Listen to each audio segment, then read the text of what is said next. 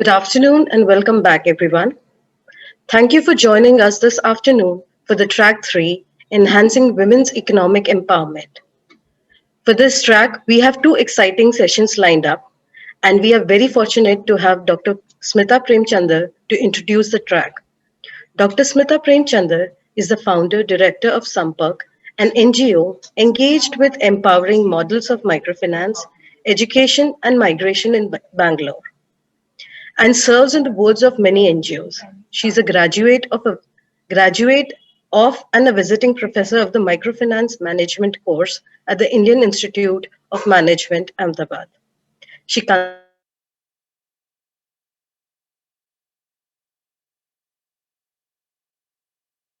at the LHI Virtual Summit in association with University of Bonn. Thank you, ma'am. I would request you to please take over my place on this screen. Thank you. Thank you, Shruti. Thanks for that flattering introduction. I would like to say, first of all, that I'm extremely privileged to be presenting at the Livelihoods India Summit. Access continues to host this summit for several years, offering all of us a platform to come together and share our experiences so that we can enhance livelihoods for the poor. I'm particularly glad to open this track on enhancing women's economic empowerment. And because the livelihoods the State of India's livelihoods report this year also contains a chapter by the three of us, me and then Oindrila Roy Chaudhary and Deepika Pingali. So I make a presentation for all three of us and I bring you some of the highlights of the chapter. There will be three sessions, two today, one on women entrepreneurship and systemic changes, and another one on enhancing impact. These two will be today. And the third one will be a plenary, which will be tomorrow on empowering women in rural India. Extremely important agendas for us. Therefore, I thought, let me talk through the gender equality and social inclusion lens so that we can cover the wide range of issues that are important for women's empowerment. These then would be in three domains of change. One would be how can women have better access to livelihoods, assets, and services. The second would be how can women have more voice, more influence, and exercise their agency in enhancing their livelihoods. And the third one would be around inclusive policies and mindsets, because until and unless we change the enabling environment, just improving women's agency is never enough if the road for them is not uh, paved equal, at least equal. So, coming to livelihoods, assets, and education, we know that women, rural women have higher illiteracy, right? 38% of rural women are illiterate today compared to 20% of rural men. Girls and boy education ratios, even though they have improved over the years, they continue to be skewed. 93% women, girls are, there are 93 girls to every 100 boys at the primary level. This reduces to 90 at the secondary level.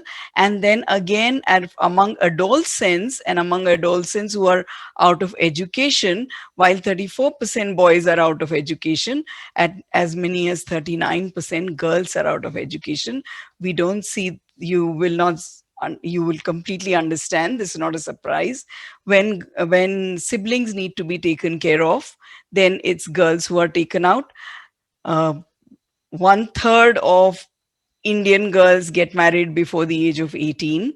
And also, when schools are not as close as they need to be, when you go to secondary school or you go to high secondary school, the schools are further and further, and girls cannot reach there, especially in the puberty age, because their parents fear for their safety. So, as they grow up, the access to education reduces.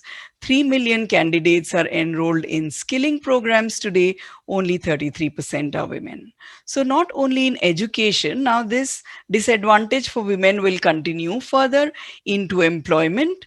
The largest rural employment program is the Manrega, And women, of course, have a higher share there. 50% of the employees are workers there are women. And in Manrega, the employment, the wages are actually much less than the state's minimum wages. So why would men even work there? They prefer to migrate and go elsewhere.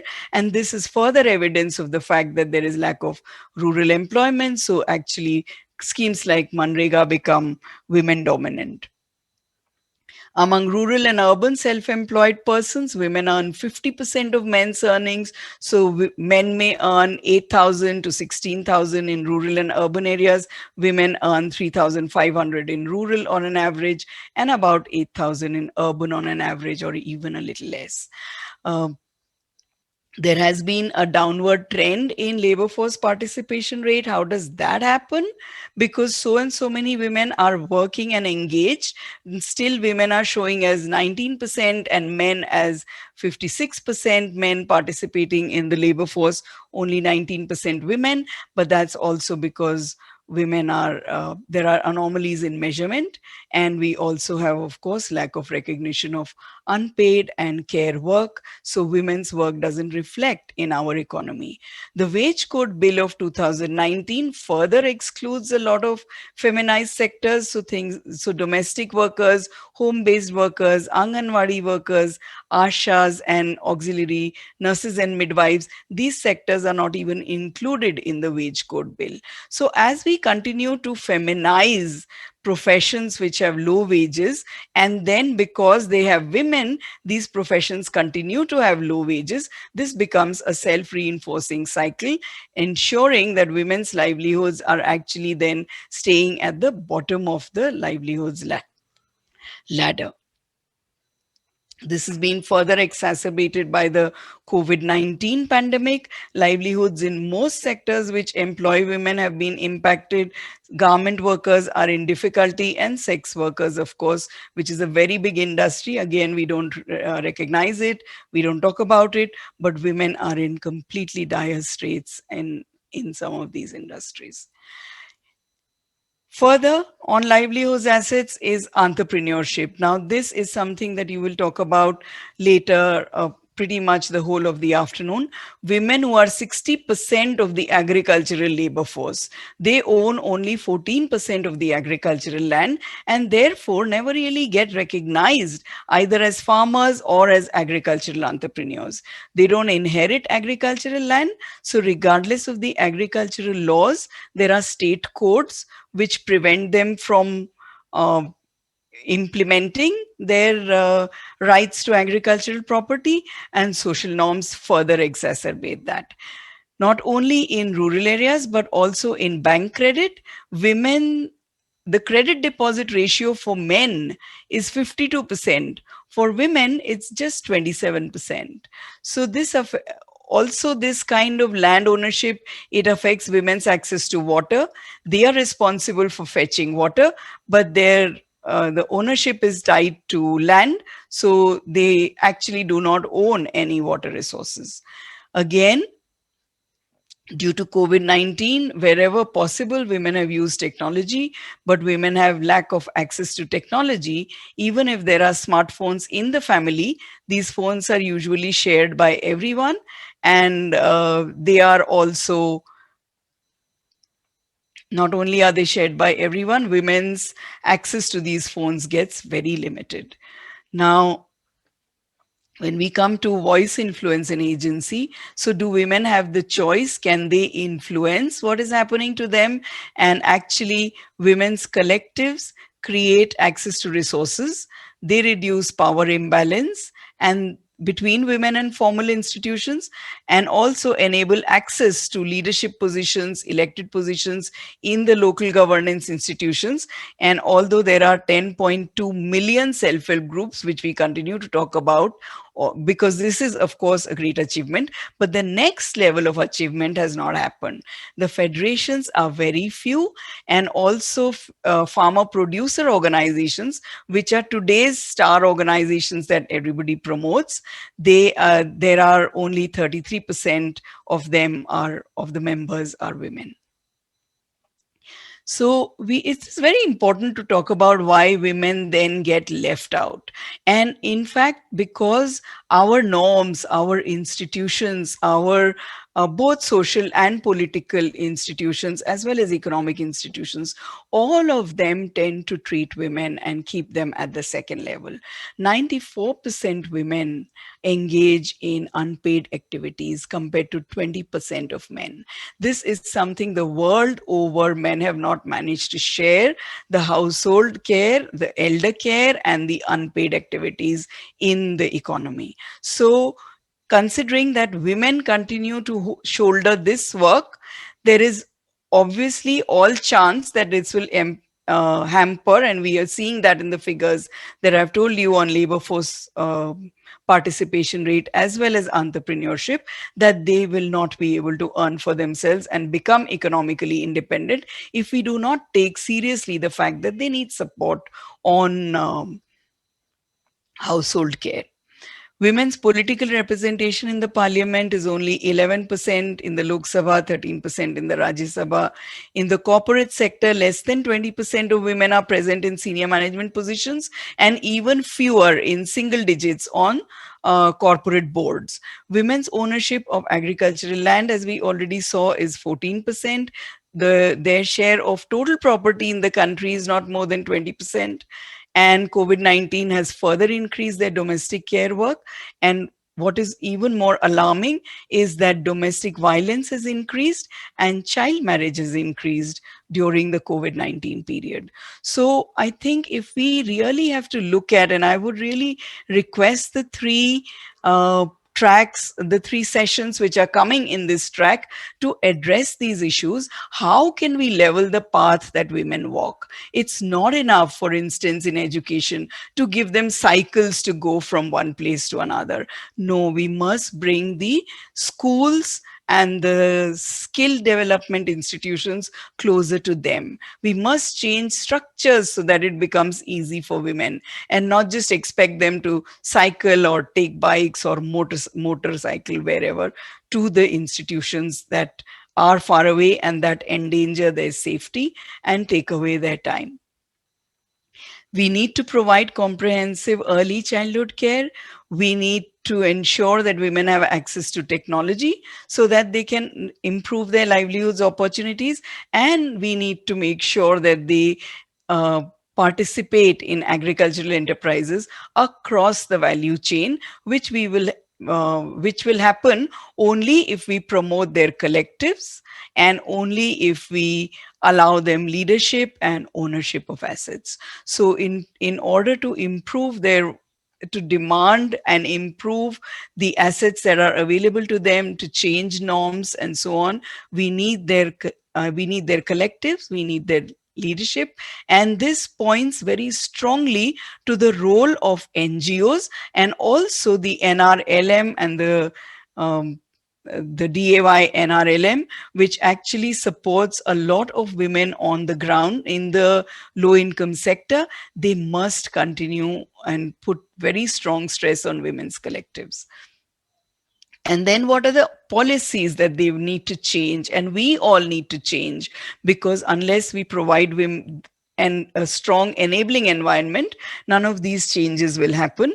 We need to, of course, first of all, recognize, reduce, and redistribute unpaid and care work. As long if we do not recognize which sectors are feminized and ensure that the feminized sectors get reasonable wages, till then we will not be able to ensure that women enter the economy in an equal way or even gain equality in that economy, because they need to share, we need to improve the sectors where they work, and we need to share the unpaid work with men. We have to build more professionalism, more expertise, and more wages in the care economy, and then also enable women to own property. I would like to just end by saying that until and unless we do these things, if we do not change the enabling environment, you can give women cycles, you can give them motorcycles, you can even give them pink city rickshaws. But we must change the road. Unless we change the road and pave it in a way that women and men can walk equally on it and travel equally on it, we will not arrive at a place where there is gender equality and social inclusion in our society. Thank you.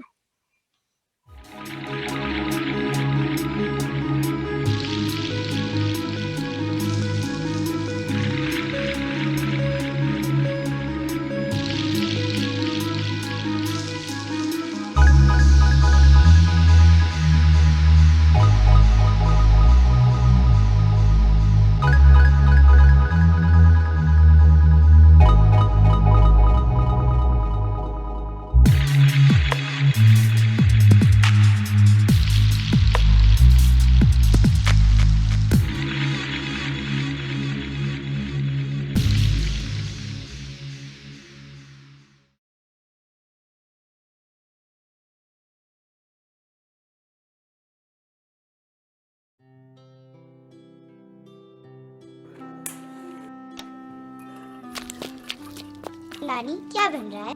बेटा तेरे पसंद की चीज बन रही है। नानी मेरी सेवई बन रही है। हाँ बेटा तेरे लिए सेवइयां बन रही है। और इसके लिए क्या बनाना? सब कुछ बच्चों को खिलाओगे, हमारे लिए भी कुछ बचाओगे।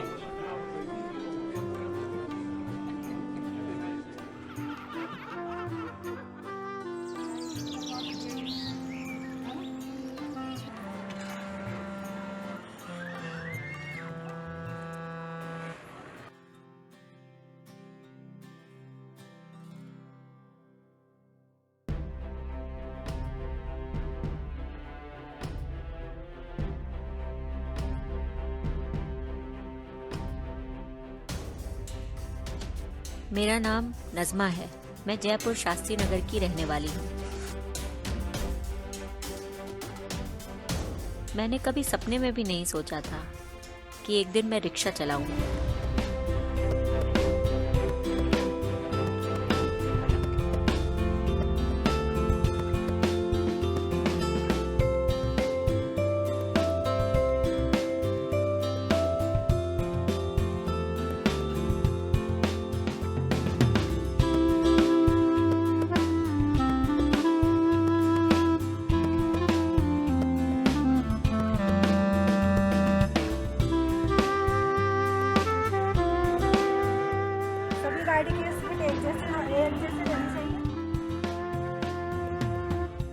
मैं बधी थी, मेरी ख्वाहिशें बधी थी, मगर अब पिंक सिटी की बदौलत मैं बड़े बड़े सपने देखती। ये मुझसे बचपन से कहती थी मुझे डॉक्टर बनना है। मैं इससे कहती थी तेरे दिमाग का इलाज करा। लेकिन मुझे अब लगता है कि मैं इसे अब डॉक्टर ही बनाऊंगी। अब मेरी जिंदगी की गाड़ी मेरे हाथों में है। इसे कितना चलाना है, कैसे चलाना है, सब मैं तय करूंगी। ये सच है, मेरी आमदनी बढ़ी है, मगर उससे भी ज़्यादा जब मैं रिक्शा चलाती हूँ तो मुझे सुकून मिलता है। ऐसा लगता है जैसे मैं कैद में थी और अचानक आज़ाद हो गई।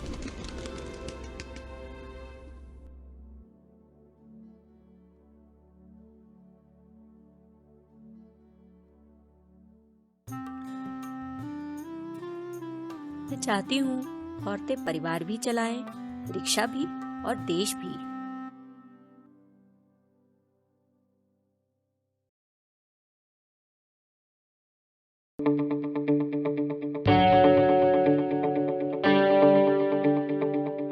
Jaipur, the Pink City, is among the foremost tourist destinations of India.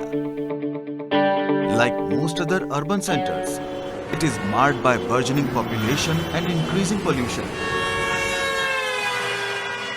However, a unique new initiative is all set to change that.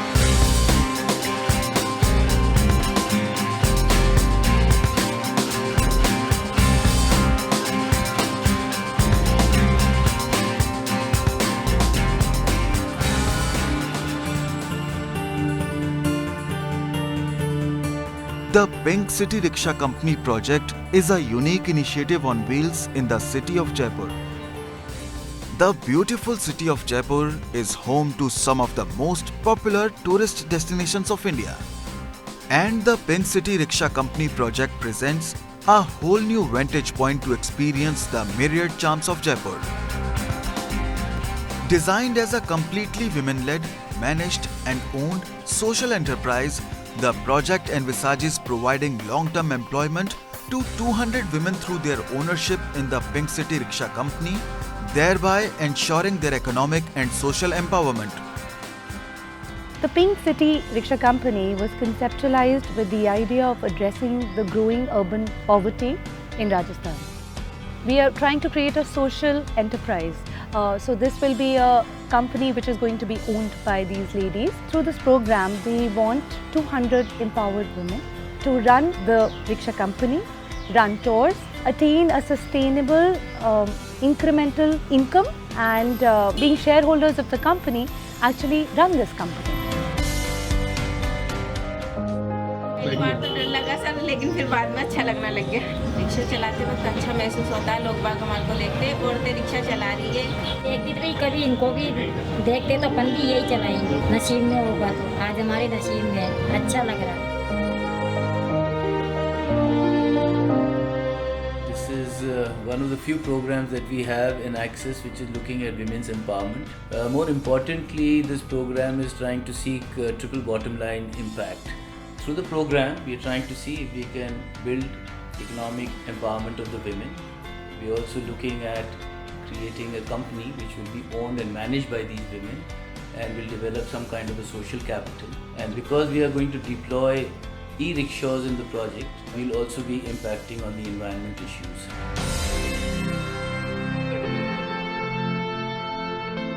So for me, it is a very innovative project and it's already rolling out, and there is a lot of buzz and excitement about the program in Jaipur where we are implementing it. Some people from Access approached me and they gave me this concept of Pink City Rickshaw Company. These women are going to be the owners of the company in due course of time. This is something really good, and it would lead to empowerment of these women who would have never thought in their wildest dreams that they would be owning a company. The transport department will be very happy to be associated with this service, to provide all facilities to these women drivers, and if there is any issue, I'll be very happy to resolve it. So there's been a great reception by the market to the product. Our target market are the hotels who have niche clients who would want to visit all the historic places of Jaipur or travel into the walled cities. It's also a very nice looking rickshaw. So through this project, we are trying to elevate the rickshaw, which is normally seen as the last mile connectivity, to product for the luxury market. I think the Pink City Rickshaw Company is a great initiative. It's something that has made the experience of traveling within the city, the sightseeing, all of that, it's made it really interesting, because I think traveling, especially within the old city, using public transport is, like, at least with our guests, it's quite a challenge. So this is really nice because it's safe, it supports an initiative that, you know, people really appreciate. So I think it's a great thing that they've started. Tourist आते हैं, बहुत सभी होटलों में ठहरते हैं ये लोग, तो हम उन्हें अपने रिक्शे से घुमाते हैं। जैसे जलमहल जाते हैं, आमेर जाते हैं, जंतर मंतर जाते हैं, हवा महल आते हैं, वहाँ में उन टूरिस्टों को घुमाते हैं। हम चाहते हैं अच्छी चले, महिलाओं को रोजगार भी मिले, और प्लस जो ये टूरिस्ट आते हैं उनको भी अच्छा मौका मिले। जो खुला रास्ता हमारा, उसमें हम फोटो भी ले सकते हैं, उसमें रोशनी भी पड़ेगी, हवा भी आएगी, तो इस तरह से चारों तरफ वो देख भी सकते हैं टूरिस्ट लोग। इस तरह से हमारा रिक्शा बनाया गया है और इससे हमें रोजगार मिल रहा है। Well, I had a great time in Pink City Rickshaw Company. I love the design. I just love that it's like a carriage, so you feel like in a movie, and it's all open, so you can see things like first-handed, very close to you. So I really like the experience. I love the fact that it's a woman driving. It makes it so much nicer and friendly, and it's eco-friendly, so you also know that you're helping planet Earth. So it's great. I loved it. They loved the experience because it was so new, and, you know, you've seen the rickshaw, the colors, they stand out. So even when you're in traffic and you're in that rickshaw, everyone's looking at you. It makes you feel special. It makes you feel like, oh, I have my own private service. So they thoroughly enjoyed it. I had an amazing time with Pink City Rickshaw Company. It was an amazing tour, and it's such a difference to explore this city with the lady in front of our beautiful rickshaw. This is something which a lot of foreign tourists particularly want for roaming around the city, and this will provide a long required service in the tourist city of Jaipur. So HSBC has been a very long-term partner with Axis, and I'm really excited that in addition to the couple of other things that we are doing with HSBC, the bank has agreed to support this program, and not only Axis but HSBC too is equally excited in making this innovative initiative a great success.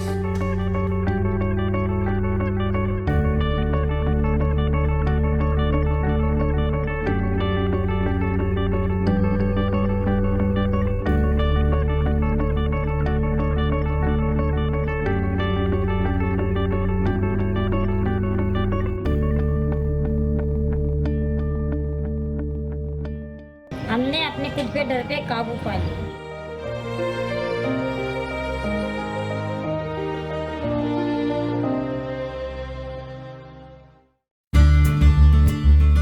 India, the largest democracy in the world, is still struggling to match globally accepted benchmarks of gender equality and gender equity, especially in its workforce.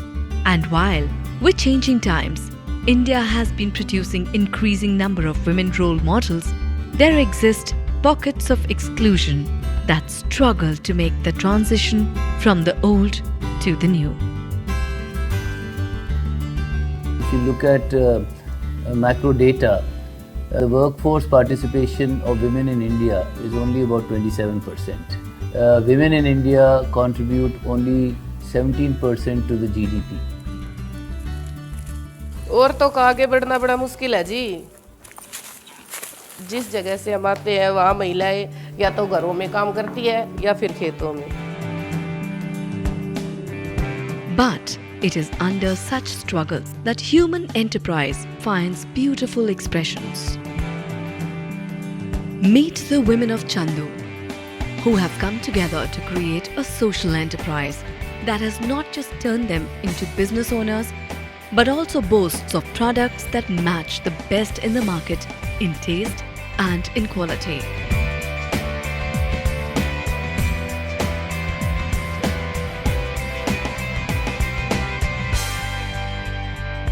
Conceived and executed by Access Development Services and supported by the City Foundation, the New Leaf project seeks to recruit, train and empower 200 women to become business owners in a unique social enterprise that manufactures and markets ready-to-eat savories under its flagship brand Zing and Zest. गोबर के गोसे बनाते बनाते आज हम cookies बनाने लग गए। हम किस्मत वाले हैं जो हमें ये मौका मिला। मैंने ये कभी नहीं सोचा था कि मैं यहाँ पे काम करूँगी। गोबर कूड़े के काम से भी अलग मैं कभी कंपनी भी चलाऊँगी। कंपनी में भी ऐसे डायरेक्टर बनकर कई बहनें मिलकर कंपनी भी चलाएंगे। Once these social enterprises do well and the women get better aspirational incomes, their decision making power at household level and at social level increases substantially, which can bring in a really social revolution and contribute significantly to national economy. In the project New Leaf, we formed a company and a brand Zing and Zest. The main focus of the project was to empower women from economically weaker section so that they can run a company of their own. Access Development Services supported the project by setting up the production center, getting all the legal clearances of the company done, and by building capacity of the women members through trainings such as financial literacy, enterprise development, product development, hygiene, and eventually ensuring that the product reaches the right target market through proper market linkages.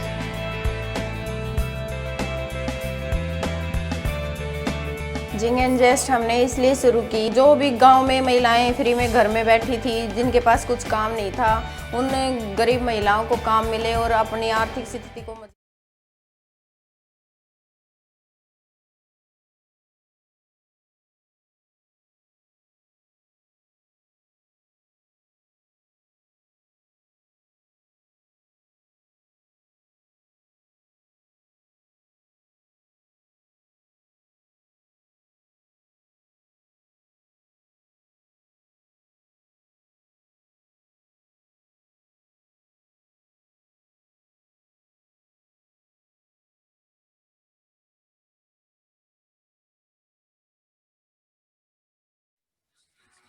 Welcome back, everyone. We will now begin our first session in the track Women's Economic Empowerment, Women's Entrepreneurship 2030, Unearthing New Possibilities and Driving Systems Change. I would warmly like to welcome the moderator of the session, Mr. Shastant Patara, Senior Vice President, Development Alternatives. Thank you, sir. I would also now like to invite our esteemed guest to the screen, Mr. Bala Madhavan Kutti, Rural Development Specialist, World Bank, Ms. Gayatri Divyecha, CSR Head, Godrej Companies Limited, Ms. Neelam Maheshwari, Director, Deshpande Foundation, and Ms. Kanta Singh, Country Program Manager, UN Women. Thank you, everyone. And now I hand over my mic to the moderator. Thank you. Thank you so much, Shruti. And thank you, panelists, for being with us today at the Livelihoods India Summit. And in a session that I think has assumed particular significance.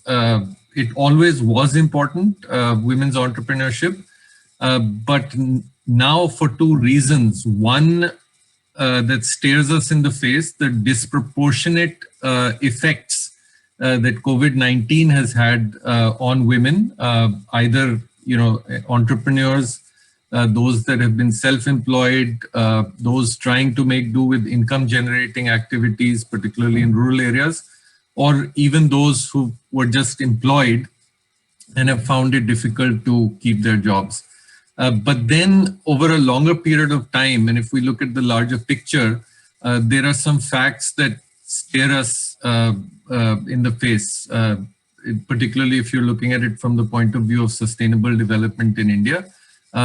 Participation in the workforce, for example, is abysmally low, if I may use that phrase, in compared to virtually every developed country and many emerging economies as well. The reason why we thought we'd peg this conversation around 2030 is that we have goals. We have goals that I think virtually all of us in the development community have subscribed to, the Sustainable Development Goals. The government of India certainly has subscribed to that. And as all of you might have seen, there are large corporations, etc., civil society, of course, who are trying to align their efforts in that discussion. And therefore, in today's discussion, what we'd like to do is to home in on what the critical issues might be, whether there are any breakthroughs that are being made, and what changes need to take place in the enabling environment for us to be able to amplify the effect of those breakthroughs that might be visible now on our radar screens. I'd like to welcome Dr. Neelam Maheshwari, Gayatri Divyecha, Bala Madhavan Kutti, and Ms. Kanta Singh. Once again, thank you so much for your valuable time. Just to set the ball rolling before we get to each of our panelists for the initial thoughts, I thought it might be both interesting and useful from the point of view of this conversation to tell a little story, a 3-minute capsule in terms of what might be possible and what, of course, has also happened in a small village outside Mirzapur. So I just go to my screen. Hopefully everyone will be able to see this movie.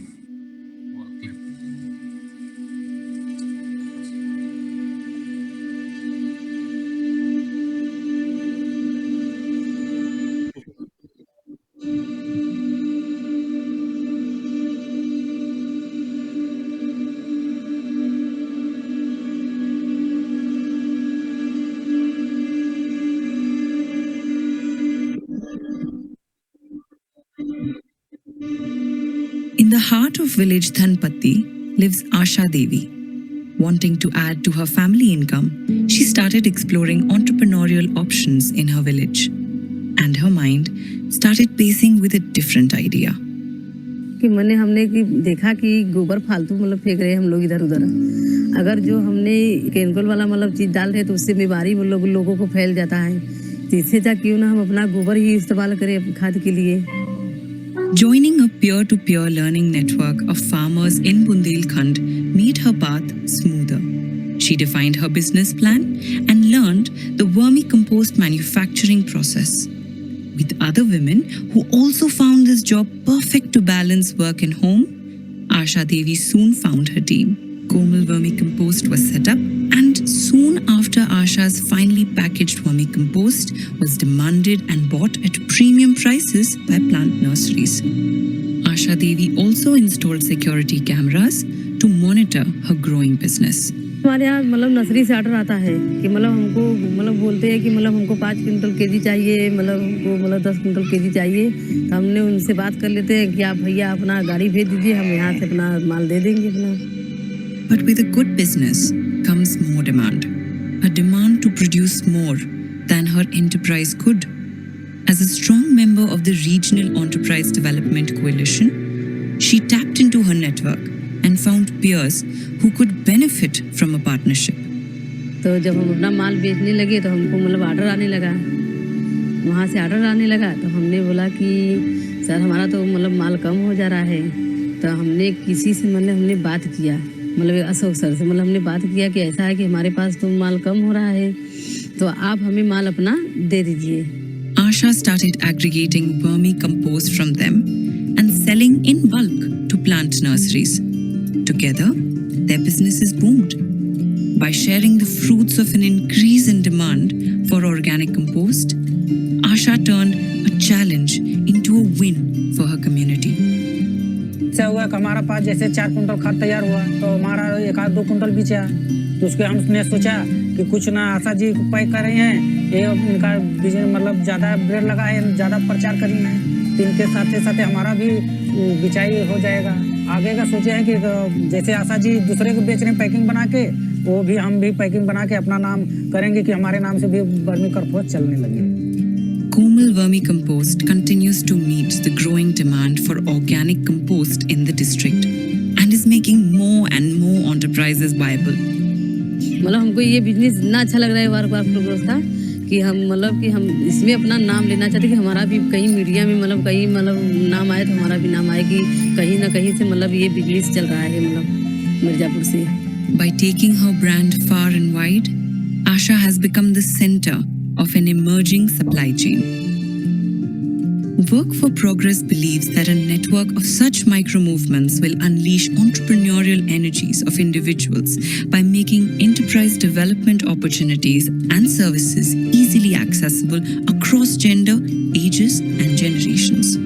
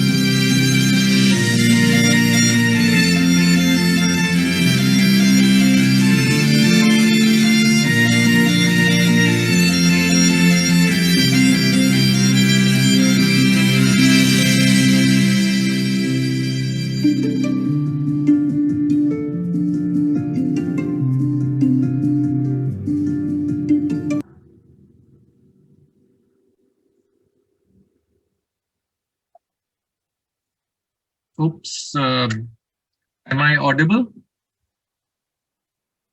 Sorry, I think I stopped that a few seconds before the end. I hope that short movie was useful in triggering a few thoughts. Insights there. One, of course, entrepreneurial initiative. Asha Devi is a remarkable woman. The idea of running a particular kind of enterprise, technology coming into play. One, the technology of producing high quality vermicompost, but also then the closed circuit TV cameras, which were totally her idea, born out of the need to keep her business secure. A little bit of facilitation by way of building the local ecosystem around her business. or strengthening it. The resources always exist. And then, of course, the larger enabling environment. I think the only thing I'd like to point out here is that this particular story was not part of any scheme or project.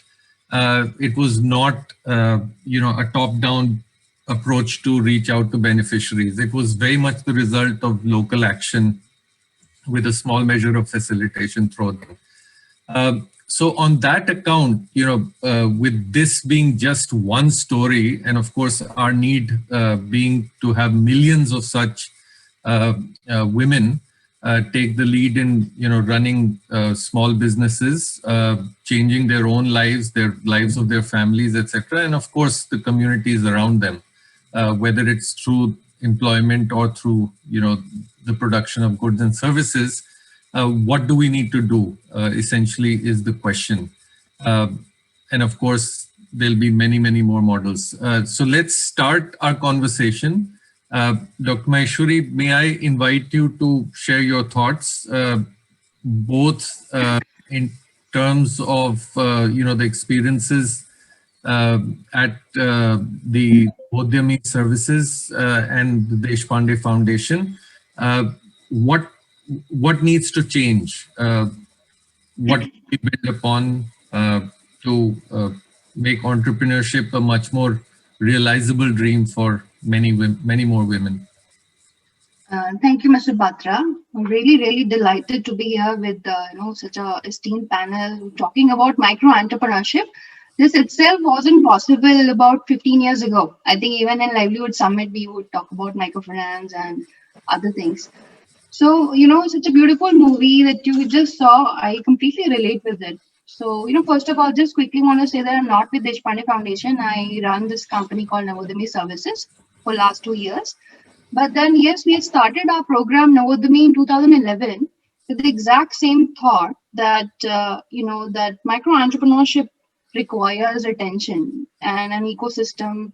The ecosystem needs to catalyze that kind of entrepreneurship.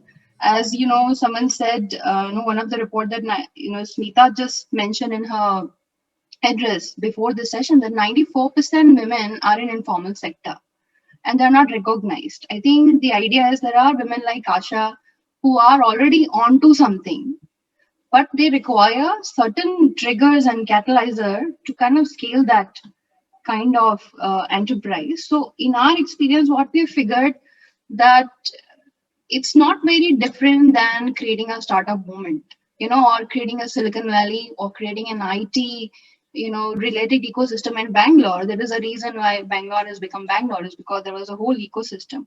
And what we have done since 2011 in here in Karnataka has just done that. The ecosystem here has even been able to bring mentorship, money in terms of capital, debt, equity, and the market together to help people like Asha to grow and thrive. So, the 2-3 takeaways I would want to say that the growth we see today is amazing, what it was in 2011. I remember the time, when we had to give guarantees back up to get micro loans for micro entrepreneurs, and then came the Mudra loan. Mudra loan, if those who understand, it's such a big step towards that, because when a farmer goes to a bank, he has his land to put as a collateral. But when a micro entrepreneur goes, he really doesn't have an asset, especially a women entrepreneur, because she may not even have land in her name. So the cost of capital for a woman entrepreneur, a micro entrepreneur, is much higher. The cost of mobility for her is much higher, because if she has to come to bank, there is a lot more needs to be arranged. So I think in that sense, in last 10 years, there has been progress in recognizing micro entrepreneurship in terms of Mudra loan. The microfinance ecosystem has really focused on giving livelihood finance and not just microcredit. We have collaborated with Microgram, Milap, and several other such innovative platforms who are directly investing with micro entrepreneurs. So just kind of want to focus, just close this. I believe at this point there are 113 million people are engaged in micro enterprises. and and the 96% of them have only 1 to 3 individuals working in them. And the scope is to grow this job employability from 3 people to 6 to 8 to 20. In our experience in working with about 20,000 such enterprises, we have seen that this is possible. In less than 8 years, we were able to see micro enterprises, about 25% of them grow about 100%, 115%, and some of them have grown even 300%. Just to give you an example, it would mean a handloom weaver working in a remote area who is reinventing a sari, which is a irkal sari, which is very known here in Karnataka, had only like three looms when we started working with them. And in 10 years' time, he is able to not only purchase another 120 handloom weavers in that remote village in Gajendragarh, which is 30 kilometers from Hubli, but able to bring a whole generation of weavers back into weaving, including women. And most of them are women because this entrepreneurship works differently for women. If she has to work at home and then be able to work and then take a break, go home, figure out her child caring responsibility and then come back. So my sense is the kind of jobs we are thinking about for 2030 have to be those which doesn't take people away from villages and which doesn't take women away from their child caring, because it's not going to happen. They need to be able to have the mothering and the other the household stuff happening, and it also needs to provide the flexibility for them to work, integrate in their life cycle, and able to give them enough income. Even if she earns about when we started working, they were making about 20 rupees per meter, and then with our efforts and everything, they're making about 45 rupees per meter, kind of a weaving, and that's the best. So I think this is where I'll stop now. I'm happy to elaborate more later. So yeah, that's that. You're on mute, Patra. Sorry, just wanted to make sure we killed the background noise. A few very important strands, that we can pick up from what you said. The first being the importance of the ecosystem. It'll obviously take a different form in a rural or a small town context. Yes. Bringing in elements of that startup ecosystem that provides energy. The second, I think a very important point in terms of drivers or how things are changing, which is that the enabling environment, at least in some places, such as access to credit or access to information, might be changing, and we can build upon that. I think you laid out the challenge in terms of numbers very well, and hopefully we can pick up upon that later in the conversation. That we're talking about tens of millions of people, and just a small difference, of moving from a few jobs to 4 or 5 or even 6 would have dramatic impact in terms of the employment situation that we have in our country. And lastly, very, very importantly, what is the future of work? What does the future of work look like? Can we have more home-based or village-based, basically without the need to necessarily move, digital access being, a key factor there. I'd like to now move around, and I'm sorry, we're not proceeding in any particular order. But Kantaji, if I could bring you into the conversation, because in a sense you play dual roles. One, you look at things, from the point of view of the United Nations, right? So it's not just national, but it's even global. But then, you're out there in the field almost, every week, if not, maybe not last year, but you've seen it all happening.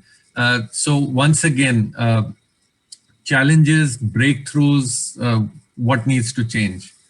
If you could spend a few minutes and share your thoughts with us. Thank you.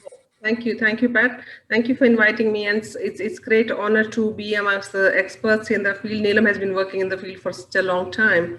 I will speak from two perspectives. Firstly, before starting on challenges, probably let me just start with what is changing and what is good about the ecosystem today. I see on almost daily basis new leads on how women's entrepreneurship is being recognized either at national level or by the private sector. And which is a great deal because now there is an increased noise on women's entrepreneurship. That means people have started believing that there is a need and 50% of the talent pool is being ignored by everyone. Just about 13% women are in the entrepreneurial system, and that also includes self-employment, that also includes nano enterprises that Neelam was talking about. So that is one. Government has started paying attention to the need for finance. Till now, this gap was filled by microfinance institutions, and that too, not in all areas. Now, government has come out with Mudra loans. There are other smaller schemes through SSGs and through other different ministries are coming out with different schemes. That is a good thing. Very recently, we have also started having conversations around women association of women entrepreneurs, where venture capitalists are coming together to say that they are keen to fund women's enterprises, which is great. I was talking to a friend just the other day, and she was saying there are some angel investors, women, particularly women investors, who are keen to fund women's enterprises. There are competitions happening at Niti Aayog level, which UN Women is very fortunate to be part of. There are different levels of women entrepreneurship. And what is happening right now is very exciting. I can't say that it is at a desired pace, but yeah, things are happening. That's a good thing about the system. But also, women are venturing into different areas. Women are being a little more, I would say they're being a little more adventurous to try different kinds of things, and look at what Asha has been able to do, the film that you just shown. And there are thousands of such examples. Also, second good thing that has happened is beyond finance is the enabling environment around women entrepreneurs. And I'll tell you how. Women designers, agencies, expert agencies like yourselves, which are also supporting and also investing in women to design, to market, to pack, to also get involved in the different value chains and supply chains. That's a good development, I would say.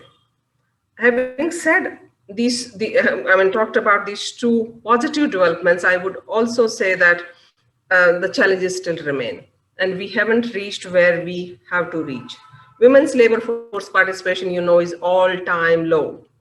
During the COVID, 5% more drop happened for women as compared to men, which was around 3%. Women will also be the last ones to get back to jobs. And different reasons. I don't want to go back to everything that happened during COVID, but everybody understands how it happened. Most of the women are working in hospitality, service sector, and which have still not recovered from the COVID. They will be the last ones. So women will also find it difficult now to get back to jobs because employers are also being cautious. Also, families have gotten used to this idea of having women around. So, their dependence on women, the unpaid care work is solely done by women in the families. Finance, of course, still remains a distant dream for most of the women, and they're also scared. But my last thought would be, Pat, is on the support services around women. When I'm saying there are some expert agencies providing technical support to women, ordinary women don't get to use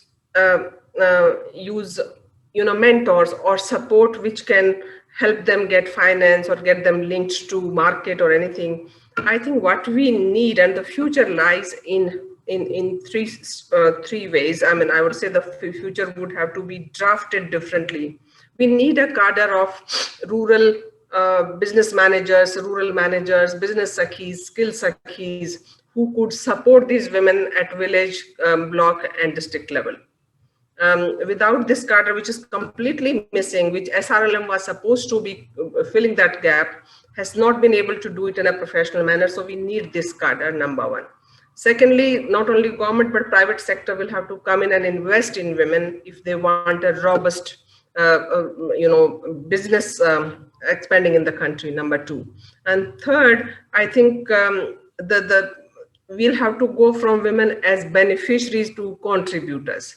So we'll have to take that leap and take that step where women definitely will have to take the bigger steps, take bigger risks, and also invest in themselves. So that is where the future lies, where a woman would be able to support 5 other women. Also, the industries will have to start moving in the rural direction. They are now centralized. I think the government will have to start putting their money, and also private sector will have to start going rural, where there are more jobs, where there are more women who will be connected to them through value chains. So this is where the future is. And I'm an optimistic person, so I feel that there will be bright future for women. And once women have seen the way, I think there will be no stopping them. Thank you. Thank you so much. I think the point you made about not looking at women as beneficiaries is profound. One of our mentors had sort of taught us almost 2 decades ago that you don't look at problems and solutions, you look at strengths and see what initiatives you can build, on those strengths, whether it's an individual or it's a group, etc. Again, 3 or 4, strands in the conversation that I thought it would be extremely useful to pick up. One, when you talked about investors or the investment community, angel investors, social venture funds, etc., the need to aggregate because they will, not be able to deal with one woman entrepreneur at a time. And I was just wondering if the panelists would like to, or from the people listening in, if we'd like to just spend a few moments thinking about what would be the next equivalent of the SHG movement, right? Which was a mammoth. I think it's unparalleled anywhere in the world. An effort to bring women together. And to then not just within the self-help groups, but the federations and, finance certainly became a more sensible proposition for, people where the large amounts of capital were sitting. So that's one. The second, again, hugely important point, the support services. You talked about them, Neelam talked about them in terms of the ecosystem. Currently, I think if we were to look at it in terms of quality, access to quality support services, we're talking about organizations or even, some of the government, quasi-government programs, whether it's Kerala, Jharkhand, other states, reaching out in the hundreds. I mean, there are just 100 odd examples of that kind, if I could assign an order of magnitude to it, and what you need would probably be in the tens of thousands, where a cadre gets created. The last point, you talked about the private sector certainly being much more involved, playing a significant role in terms of promoting women's entrepreneurship, looking at how it might connect to their supply chains. But I'll keep my mouth shut on that account. Because Gayatri, I'm wondering whether you'd like to share your thoughts. Sorry, I'm putting you on the spot as far as corporations are concerned. But, with your current role at Godrej Industries and then, of course, HSBC before that and, the experiences before that, not just on that, but yeah, if you could touch up what corporations can do or are doing would be very useful. Thank you. Sure. Thanks, Pat. I mean, it's not on the spot at all because this was one of the points I had noted down to cover. And, I completely agree with what Kanta said, right? There's a lot more that can be done with private sector and by private sector both, right? So, like Kanta mentioned, and just to sort of pick up on one of her points that, this integration into value chains and supply chains is really critical. And, from my perspective, it's not just applicable to women entrepreneurship. It's equally the case for all enterprise development programs, even sort of ones that are working with men.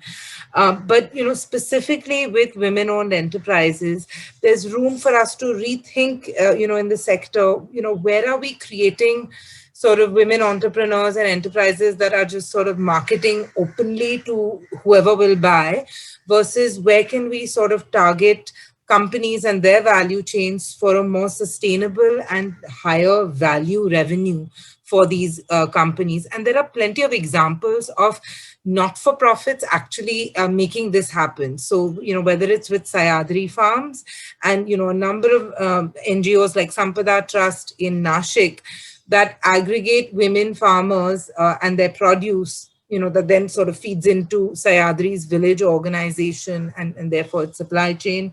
IKEA has done a lot of work on this. So has Marks and Spencer, and industry, which has been working closely with IKEA in particular. And this is sort of, I'm sure Dr. Neelam can add, from her experience, plenty of examples of what they've been able to do at Deshpande as well.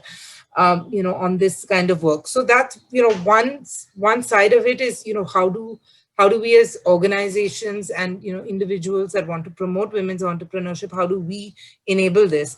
But the other aspect, the other lens, the other side of the spectrum is private sector itself. And, what comes to mind is, something called the Triple BE Act in South Africa. It's the Broad-Based Black Empowerment Act, which essentially mandates companies to work with Black-owned, and they define Black-owned very sort of broadly as enterprises owned by people of color, non-white, essentially. And it's a matter of compliance. Now, we've already got a lot to comply with in India. I'm not suggesting that this becomes a matter of compliance for Indian companies, but the same way that large companies in India have been able to track carbon emissions in their supply chain and work with their suppliers on reducing emissions, water usage, etc., is there not a case for us to do this, to look at how are we integrating women-owned enterprises in our supply chains? I'm pretty confident that from an environmental social governance perspective, this is definitely something that would be beneficial for companies and would be much appreciated by investors and shareholders. So there's definitely more thinking that we as corporates can do around this and tracking, where the gaps are in our own supply chain. I think more, broadly, in terms of CSR programs, for example, our experience at Godrej, we run a very large salon skills training program, which works with small salon owners to help them expand their businesses. And, it's exactly the point that Dr. Neelam brought up. Our ask of these women were, can you pass forward this training? Right. So if you've been trained, then can you identify young women in your neighborhood or in your network that could also use these employability skills? And obviously not all salon owners were able to do this. And I think we must recognize that it's not going to work for each and everybody. But, for the ones that it does work for, there are some, tremendous outcomes. So not only did this create skills for young women who could then look for jobs in the salon industry, but it also created a base of potential employees for these salon owners. So they were able to pass forward their training, and then when they were ready to expand their own business, they could hire these young girls, knowing that they had been trained in the way that they would like their employees to work. So I think that shift from solo entrepreneurs driving their own income to job creators is critical across all kinds of enterprises. Similarly, more focused on women's enterprise, I think what really struck me from the video that you showed and Asha's journey with Komal Enterprises was this, this was a result of listening to what this woman wanted, right? And I think that as a sector at large, whether it's CSR, philanthropy, NGOs, social enterprises working on women's entrepreneurship, I do think we need to listen more to what is it that women want. And, I cannot think of a better example than Empower Foundation in India, which has young women. They work on non-traditional livelihoods for young women, and they have these young women on the board of their organization. So the women who we would consider beneficiaries, right, are actually making decisions about what is it that will help them generate incomes and be entrepreneurs or be employed, in different industries. So I think there's room for that to to grow and to change, and recognizing that young women don't necessarily have the same aspirations as some of us do, right? We might, they are digitally savvy. There's a whole generation that has grown up connected to the internet that aspires to do sort of what one would traditionally call white collar office jobs, right? Is there potential for young women like this to provide these kinds of services, whether it's accounting, strategy, etc., to other women enterprises, right? Going back to what Kanta said about this cadre of support services. I think if we have more young women providing these support services to women's enterprises, that takes care of some of the sort of softer and ecosystem challenges that women entrepreneurs face, especially when they're disenfranchised by the backlash in their communities to their newly found positions of power. So I will really stop there. I think Dr. Neelam and Kanta covered most of it. Yeah. No, thank you very, very much again for, hitting some of the absolutely crucial issues that we're contending with.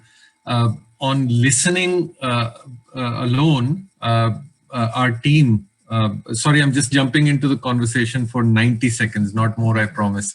They had a aha moment where, we tried out some tools, some listening tools, and in the space of just 2.5 hours, the options that women were considering to set up new enterprises shifted from candle making, papad making, to a totally whole new set. And the reason was simple, because the development team or the project team sort of receded from the conversation in those 2.5 hours. And we didn't even use verbal medium. I mean, it wasn't listening in the sense of dialogue, but comic. It was a comic workshop. So women were actually, and this was rural Orissa, they were actually drawing out their ideas. And that just threw up a whole new range of possibilities to what was happening. Again, I think there seems to be quite a bit of emphasis in terms of how we make the journey, across the threshold of entrepreneurship much easier, much faster by providing access. Whether it's peer-to-peer mentorship, whether it's access to finance, expert services, etc., the ecosystem, the cadre that we're talking about. So we will come back to that, but before we do so, Bala, my apologies for keeping you waiting. But this was very, very clearly a ladies first type of conversation that we had set up. Again, from your point of view, and this is, if you could, among your other thoughts, just draw a connection from the very large pools of money, capital that an institution like the World Bank sees, either through its own channels or in philanthropy, the private sector, whether there's a way, those funds could get connected to, what's needed at the grassroots, without being straitjacketed, without being locked into schemes, etc. So can we handle the diversity in a sense? If you could share your thoughts on that, but otherwise, everything on the topic. Yeah, thanks. Yeah, thanks for it. I mean, and absolutely, as the way it should be, as a man in this panel, I should be the one who should be getting the last column. No, on this, I mean, of course, the World Bank, for us, the clients are primarily the government. So we will work with the governments, and that's how our investments and strategies will primarily kind of be revolving around. I mean, on what's the trend, right? I mean, in terms of might kind of, I'm not that old, but at least in the last 15 years or 20 years, this journey in that sense, you started off with, in this country, of empowerment is why, with the primary kind of empowerment as objective, you kind of got onto entrepreneurship. So good examples being Pradhan, for example, its work in backyard poultry in Kesla. And collectivization. There was a hangover, a positive hangover, so to say, of the Operation Flood and Dr. Kurian's thing, that you looked at collectives and you looked at empowerment, and then entrepreneurship was a was a pathway to that. Then you came on to a phase in this country where you looked at, let's go ahead, promote micro entrepreneurs. And that's when I started my career. I was in Khandwa in Madhya Pradesh, and I mean, the non-profit I used to work with, the objective was that कि आप गांव में entry करेंगे, block में entry करेंगे, जितने भी दीदी है वो दीदी में कौन किसको इंटरेस्ट है to become a micro entrepreneur, किराना का दुकान कौन चलाना चाहती है. You kind of got on to this objective of promoting micro entrepreneurship, right? I mean, that's why you did entrepreneurship, and it had its own method or modus operandi to kind of do that. Very different from the modus operandi of Pradhan in while looking at collectives and empowerment as an objective or a driving force. Then you came on to this thing where the governments kind of looked at, okay, I mean, there is money, there is access to capital through the SHG network. We need to kind of provide a set of trainings, quote unquote, a set of trainings to kind of facilitate that entrepreneurship. That's another phase through which, and none of these phases have ended. So these are all existing in its own way, but these are dominant phases through which we have passed. Then you got onto this area approach. Let's go to an area. Let's set up a block resource center. So SVEP is a good example of that. The Startup Village Entrepreneurship Program. You set up a block resource center. You have mentors. You have community cadre, what you call the RPCP, and then let's kind of in some ways saturate that area, right? Even though the objective was micro entrepreneurship promotion. Now we are entering into a phase slowly where it is looking at job creation, and entrepreneurship is a pathway to that job creation. And it's a very interesting phase in which we are, because and there's a larger context to it of why you're getting into that job creation. There is a whole angle of declining female labor force participation and a certain kind of I wouldn't say an impatience, but there's a need felt to be kind of looking at scale. Now, what is the trend being, right? When you're looking at scale enterprises, so we are looking at what can offer more enterprises which can work in which models, to which are the growth enterprises, right? That's the other kind of trend which is happening. Now, all this focus on scalability leads to a certain shifts in certain approaches, right? I mean, it leads to a certain difference in approaches in the sense that prototyping of business models, which was not probably earlier in late 90s or early 2000s, that was not an idea. Peer-to-peer cohort models as methodologies of how do you kind of reach, and all of this is emerging because of the primary driver being scale and job creation. And what do you say? I mean, in terms of a larger, newer instruments, right? Or governments looking at public procurement. I mean, public procurement as government as a first buyer of sorts, which kind of helps you to cushion a woman entrepreneur before you kind of diversify. These are offshoots of what I would say the whole job creation scalability question. Now, that's been the change or the dominant paradigm changes. But what certain things have remained. What has remained is, where is the firm level data? I mean, and that's my question, in the sense that where is the firm level data and mass which we work on to kind of provide decisive last mile कि दीदी आप cost optimization के लिए ये फलाना चीजें करनी चाहिए ये महीने में. I mean, do we have the richness of data at a scale in which we can provide a slightly more data-driven business improvement? I mean, I haven't seen that changing dramatically. There have been improvements and there have been solutions.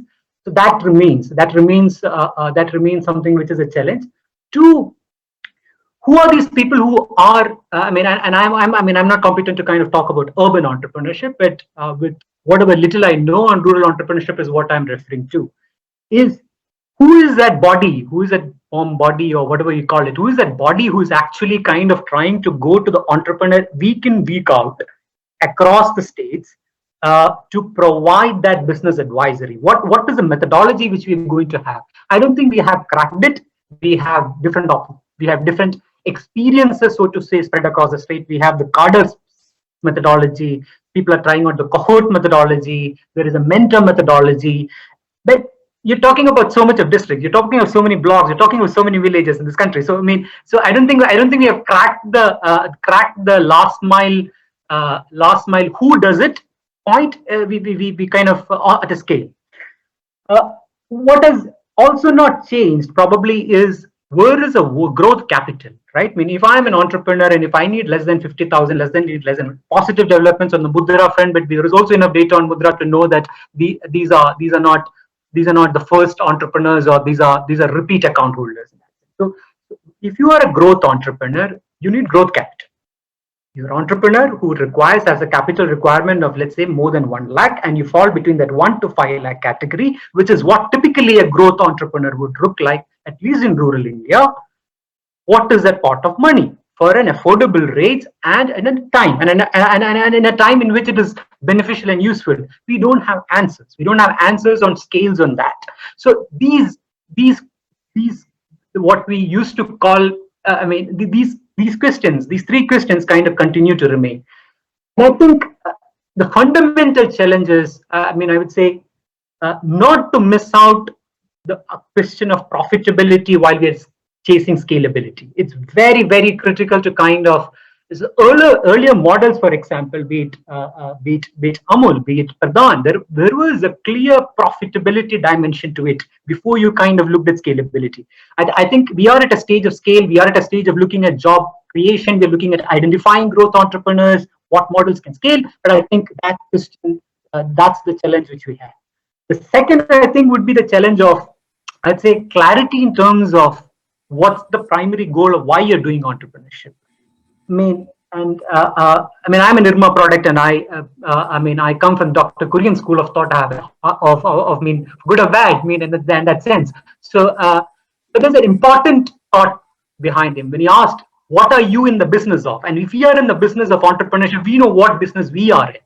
And he said, "I'm in the business of empowerment. Milk is just a tool." It's very important as people who are promoting micro businesses to know what business we are in, and that business is one. Dr. Kurian said, "My business is empowerment." Is your business empowerment? Is your business job creation? Is your business micro entrepreneurship? You can have multiple objectives, but your primary driver will kind of decide on what approaches you take. That's the difference between a Pradhan's way of looking at poultry to National Dairy Services looking at larger milk producer companies to SRLMs looking at SVEP kind of cadre-based model. All have different primary drivers, even if they don't consciously kind of understand it or state it at that point. But the clarity, I think, will help us decide, and that will decide the future in terms of how we go ahead and conceptualize in this country. Thank you, Bala, for those remarks. The last point you made, I think, is particularly important when we talk about coalitions or networks, platforms, etc., because organizations will have different drivers, different motivations to their work, and yet there's a need to come together. So again, what are the similarities over differences? Which I think also connects to what you talked about, or the very important point you made about data. Firm level data, because we are talking about nano, very small businesses, and how do you aggregate all that, or how do you even collect it?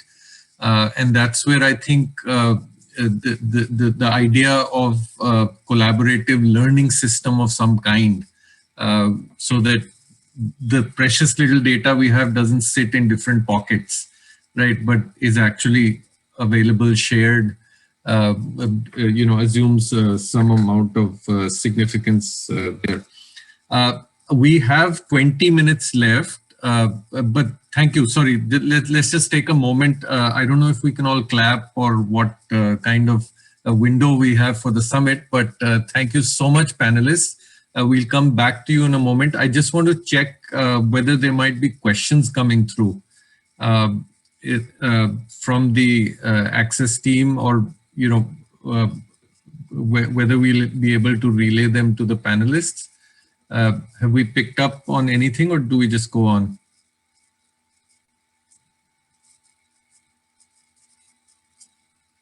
I guess we just go on. Shruti?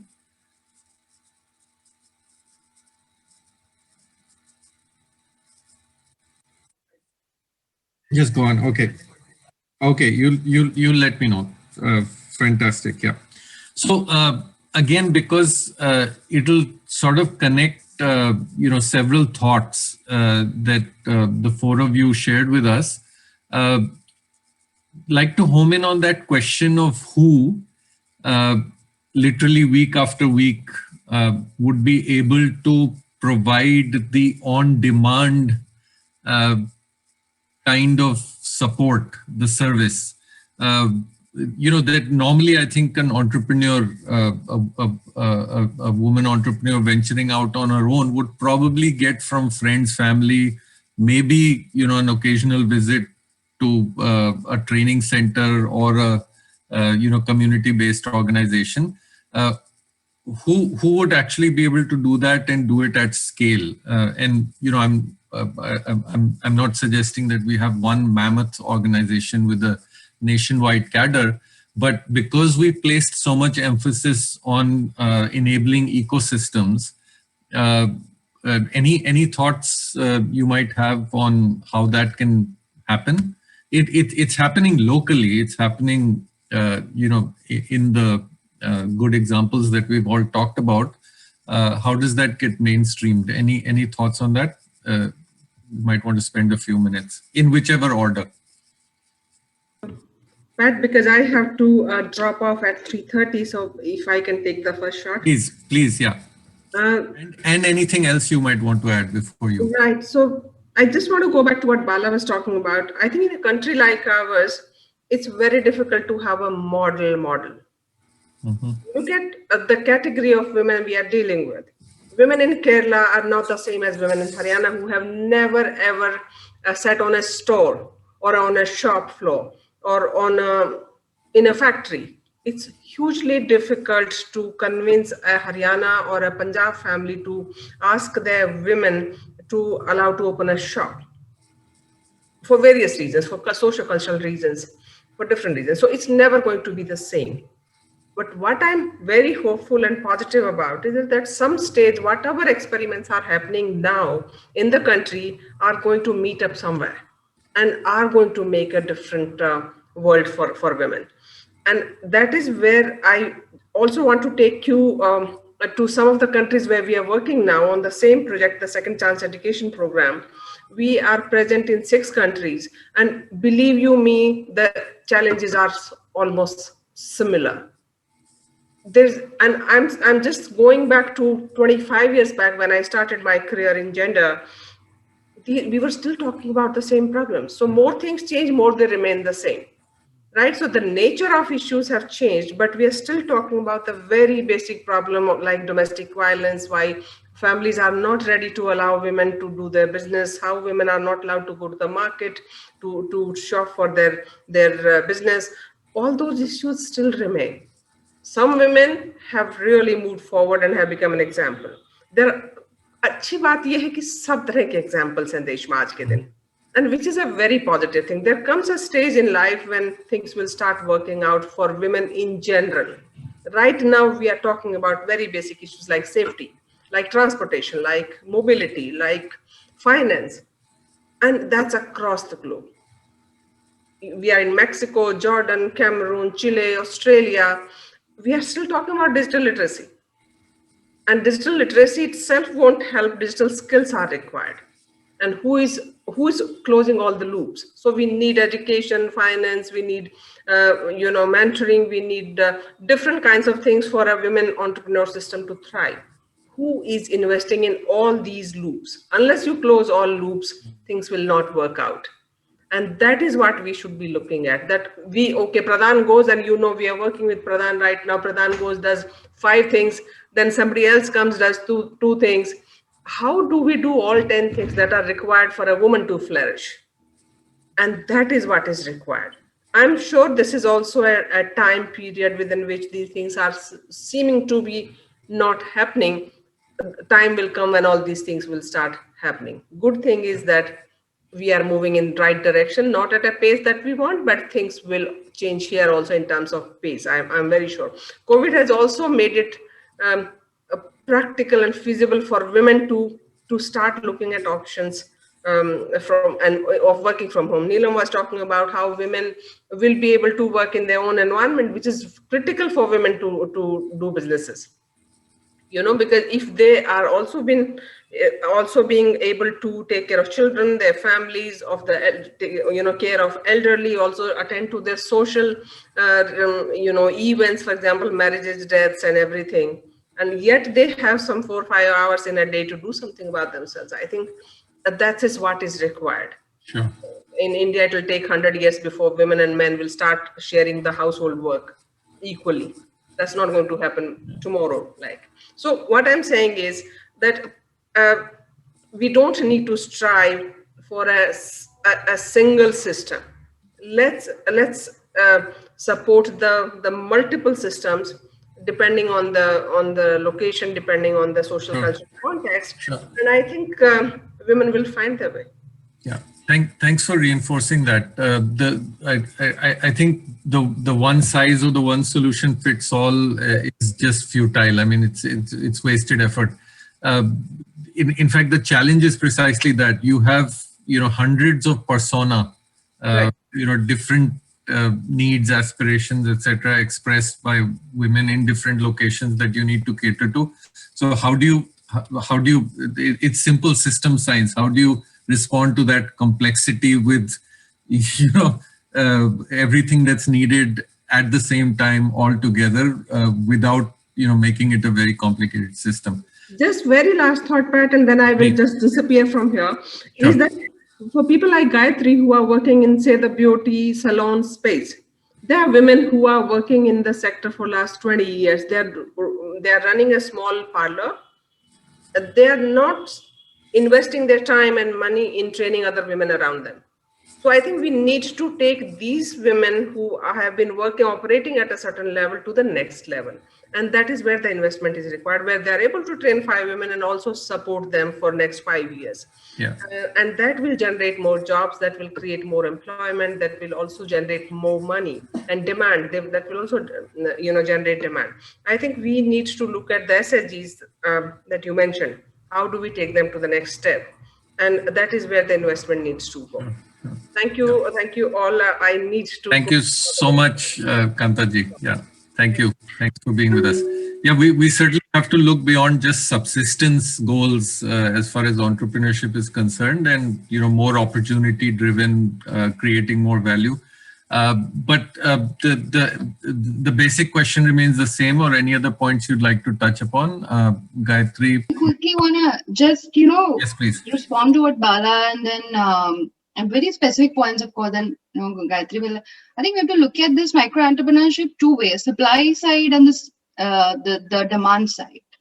So on the supply side, comes the whole ecosystem, etc., services that makes it possible for a micro entrepreneur to be a micro entrepreneur. For example, the kind of policies Gayatri talked about are the kind of disruption we need. For instance, government could just mandate that lending to micro entrepreneur could just become part of a priority sector lending. The same thing, you go buffalo loans and loan for this and that, or for that matter, the tax holiday, the GST exemption for women, up to 2 crore worth of this thing. Very solid, very disruptive kind of incentive. I'm just trying to make it bit specific. Or for that matter, the cost of capital is very high for women. So as Bala was saying, the growth capital is different than mudra loan. I think it's possible for us to work with the policy environment to see that here are these people who can go to next 3-4 level and just try to give them loan with a little bit more concession, and then let these women grow. So these are the policy level disruption we need. The second is, I believe, the technology side, it kind of passes by the whole micro entrepreneurship sector. We have technology on one side, Tesla is, and then we have all these space stars, and then at the same time, the handloom weaver is weaving on this weaving loom, which is 20th century, 5th, 6th. So why not the best in technology, invest their time with the best in micro entrepreneurship with the person, and then come up with it's not, I'm not saying mechanize it, but there is the whole Now, just quickly want to say that in our work, one work was demand and supply, but the large amount of effort also went into getting a certain technology from CFTRI, which is supposed to be the Center for Technology and whatnot, to get a patented technology to a micro entrepreneur who cannot access it until they pay 3 lakh rupees.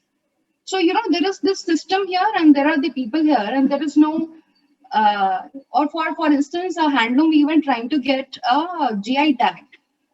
This is a Kannada. So my own says that disruption is needed on policy side and systemic side, capital, technology, then incentivize the whole private effort for next generation micro entrepreneurs. I think what we also need the SEZ equivalent of women micro entrepreneurs micro labs.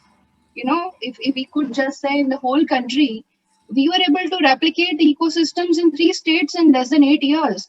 And we were able to reach about 1 lakh people. Out of that, 20,000 have scaled. If we have about 30 such ecosystems and let people, put all this thing together, the capital, the mentorship and everything. The last thing I quickly want to say about the market, I think the onus of becoming successful for a micro entrepreneur should not be only on them. As Gayatri also said, the corporations are creating space for a handloom. We need to be able to create. I really like what just happened with Bernie, senator, with his mittens, which gone viral, or what I'm wearing here in my, it's a handmade kind of thing. So the disruption on that side where market comes forward and say, what, let's just make space for more craft based stuff or the stuff that micro entrepreneurs make. The other thing is, I want to say, I don't think it's a rocket science. I don't think that it's not a solvable issue. I've spent about 15 years now working on micro entrepreneurship. Pick up, move to the second tier cities, focus on non-farm enterprises, focus on women, and then focus on sectors where you have disproportionate volume of or disproportionate number of women working, and there is where the success is. So just quickly want to finally close this with one last thing. Neelam, you'll have to be really brief. We're running out of time Yeah, now. no, just last thing, I just got pretty involved with this. Patra ji, I'm little bit wary about mixing group entrepreneurship with micro entrepreneurship. It's like, can you think about putting all startups together and say कि इनकी एक cooperative बना लेंगे? नहीं, we want a Flipkart as Flipkart, and then as a another. So my whole thing is this whole romanticization of collectivization is good, but let's not let this be the only model. So an SHG movement, before it took off as movement, had its space to fail, try, make mistakes, and become a robust prototype before it became a movement. I don't think micro entrepreneurship requires that space. Before you put overwhelmed with all this expectation of we want millions and millions people into it, but then we won't just give that space. Provide these 5-6 models of the micro entrepreneurship growth disruptive models, and then go for it. Thank you. Yeah, sure. Thank you so much. Yeah, Gayatri and Bala, you'll more be into your concluding remarks now. Just wanted to flag 2 questions that we got in case you have the time to touch upon them. One was related to formalization. How do we get businesses that are in the informal sector, women-run businesses, into the formal? And then are there any specific things that we can do to overcome challenges like mobility, connectivity, or the lack of? Again, in whichever order, Bala, if you were about to speak, please go ahead, or Gayatri. Please, Gayatri, go ahead. Okay, I think some of this mobility also will be solved for with support services, the right types of support services. So, it's not necessary that a woman who owns an enterprise has to go somewhere to sell something. She could always hire someone to do that for her. Or if there's some other enterprise providing that service, why not? I mean, to this question, Pat, of, who does this, I agree with what with what both Dr. Neelam and Kanta had said, and what you mentioned, that it doesn't have to be this one sort of model or this one organization, but that local network effect, which is what DA does so phenomenally well. I think that is critical to sort of cracking this this whole this whole business services and business support ecosystem, because eventually people will find a way to help each other, and that is the only way in which it will sustain, right? I think it's a question of demand and supply as well, right? One has to also create a demand for these sorts of business support services and demonstrate the value.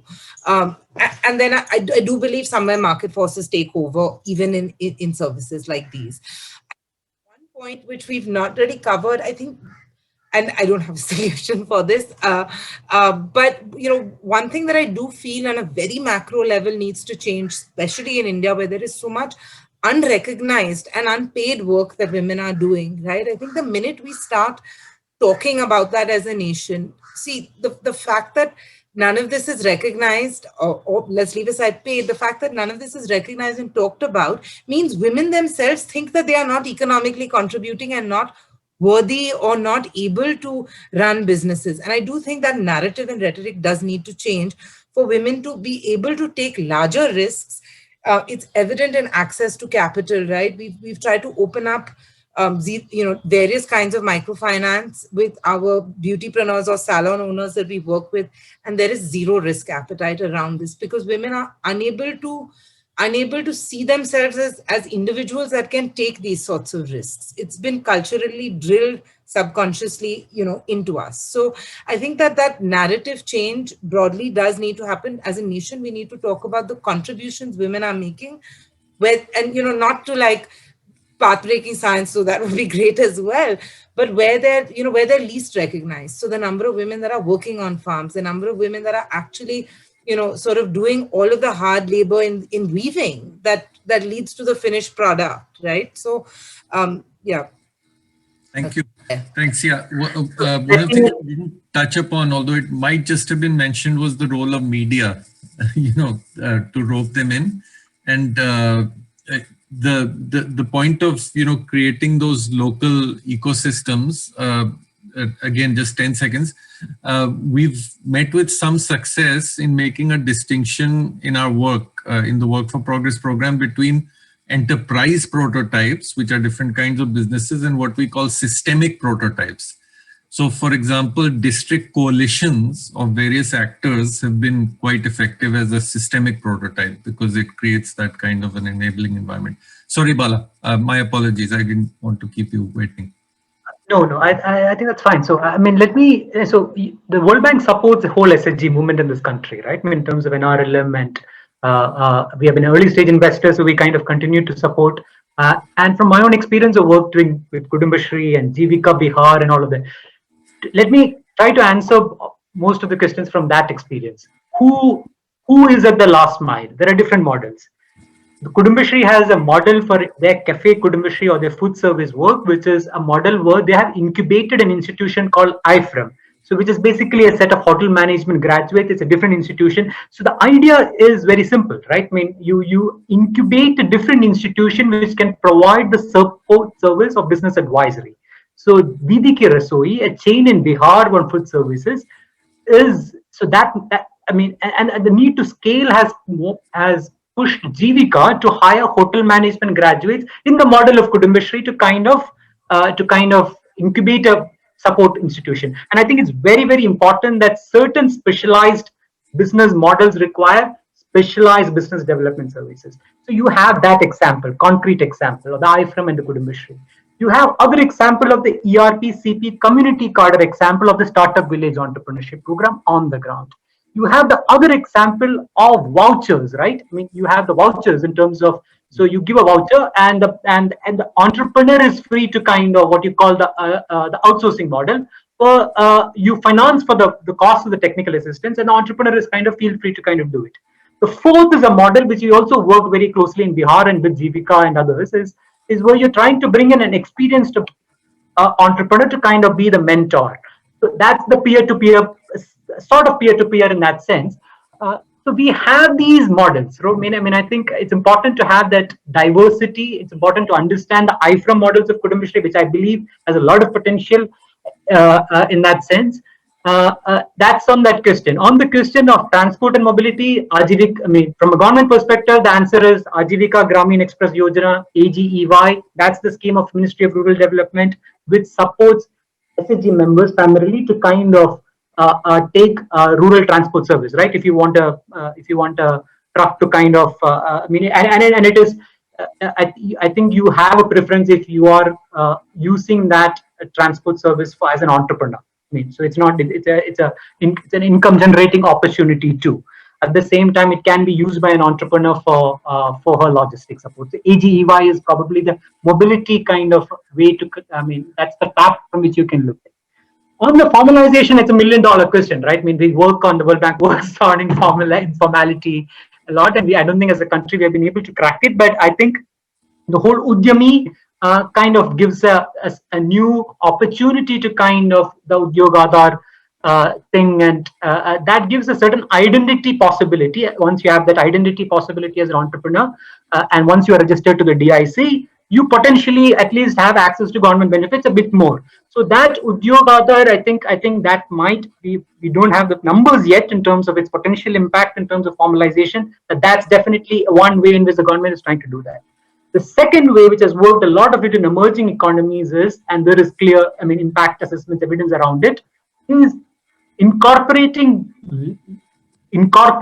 training on labor laws and others. I think has a huge impact. And if you look at training modules, and you look at the training contents, we tend to kind of have that as a footnote, so to say. It's a minor point of what are the labor laws involved. You kind of almost are assuming that is an unorganized woman entrepreneur. So, and it's not, there are disincentives to the formalization, so you kind of underplay it. But there is evidence from other contexts. I'm not saying that it could work in India, but that's a potential way something which we can improve in increasing our pedagogy and training content more on what these laws mean, what these laws don't mean, etc., etc. I think that I think is there is a bit of a strengthening which is probably required. The last concluding point I think is, as everyone said, and that's why I laid out these models and approaches in terms of different parts, is that's there's a huge other opportunity which is coming out as a private sector led, right? You have the Syngenta's agri entrepreneurship model. You have a lot of startups looking at micro franchising, which is looking at rural India as a market potential. So there is a whole private sector led entrepreneurship opportunities which are coming up. Syngenta's is one example on that. Then the whole women's livelihood bond. So I think there are other macro level work which is happening, right, on new financial instruments. So the livelihoods bond, I think, which is, if you're working on something with SBI and the National Rural Livelihood Mission to kind of look at a livelihood bond, specifically trying to address the growth capital issue. So there is a lot of new things happening. There is also a lot of good work on prototyping and digitization, the way Diasra did it for urban entrepreneurship, right? In terms of you want to start a beauty salon in Pune, you're taken through the pathway of what exactly has to happen in that process journey. We lack it in rural micro entrepreneurship. We still don't have that kind of more prototyped and digitized content, which might help institutions which want to scale faster and all. And of course, not to underestimate the role played by the government on the government e-marketplace. GEM, I think, is and I think someone alluded to that. There is in this country preferential allocation for women micro enterprises. There is preferential allocation for MSMEs. There is a sub-preferential allocation for women micro enterprises. It is one of the understated things which have been leveraged by success of Kudumbashree. And I know it intimately enough to kind of say what has driven Kudumbashree's success has depended a lot on government as a first buyer to kind of for the entrepreneur to test it out, to leveraging that preferential allocation for women MSMEs big time by Kudumbashree. Those have been one of the early drivers which facilitated Kudumbashree to grow to where it is. Yeah, the market end or the marketing end is absolutely crucial. One of the great things about the medium that we're using is I'm getting messages, the last one being that we need to wrap up the session, but I cannot respond on the chat. So, but I guess, we do that. We did get many more questions, and we've totally run out of time in terms of responding. I feel a little bit like those TV anchors who, have someone shouting in their ear, advertisement, cut to commercial, cut to commercial. So really don't have much choice. But what we will do is just sort of read out the questions, because I think, from the people who were listening to this conversation, it also gives us a sense of, what they consider is important. There was one question on upskilling as far as business acumen is concerned. And I think all of you have sort of touched upon that, particularly in cases where, you're starting from, even the need to be literate or financially literate, have the soft skills, etc., to become an entrepreneur. There was a question about deep intrinsic cultural beliefs that inhibit women from becoming entrepreneurs. Again, a few of you touched upon that. It certainly, needs to be addressed. Of course, addressing it in isolation, wouldn't really result in much. Capacity building and finance plays a major role, is the point being reiterated there. Plus the fact that, till such time that programs run, these happen.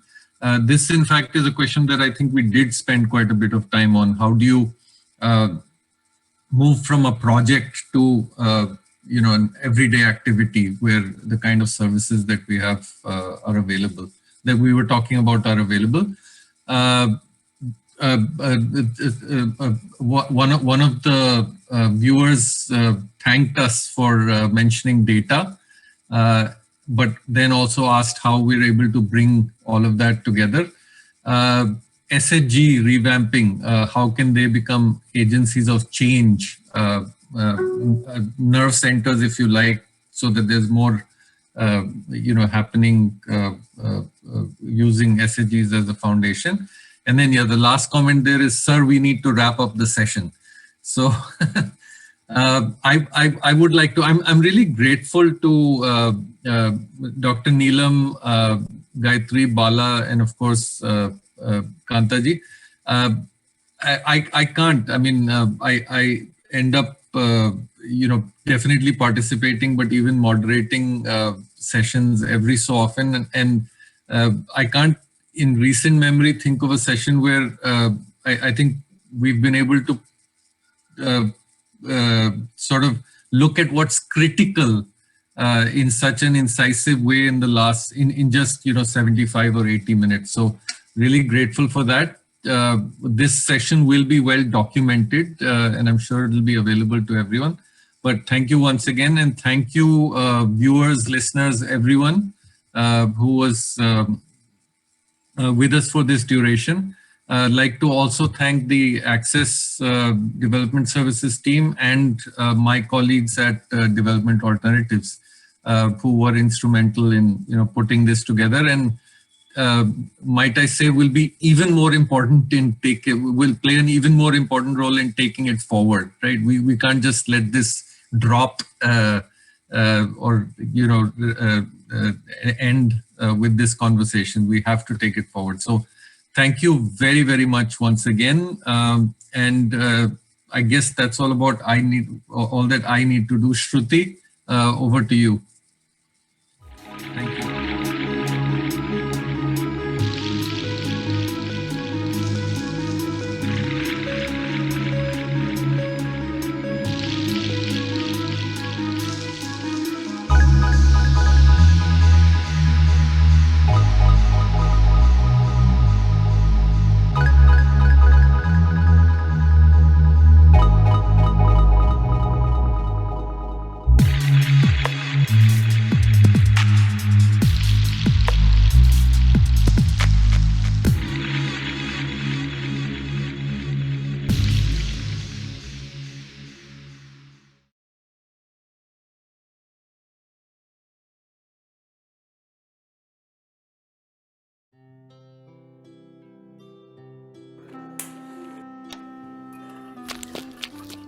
नानी क्या बन रहा है?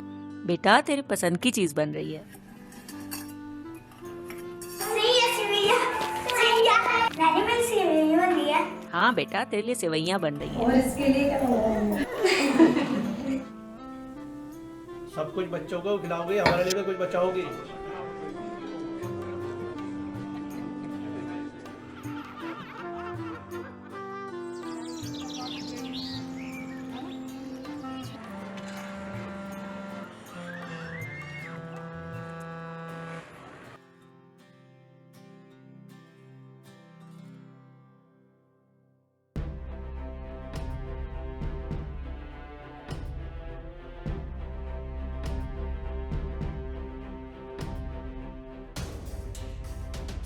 मेरा नाम नज़मा है। मैं जयपुर शास्त्री नगर की रहने वाली हूँ। मैंने कभी सपने में भी नहीं सोचा था कि एक दिन मैं रिक्शा चलाऊंगी।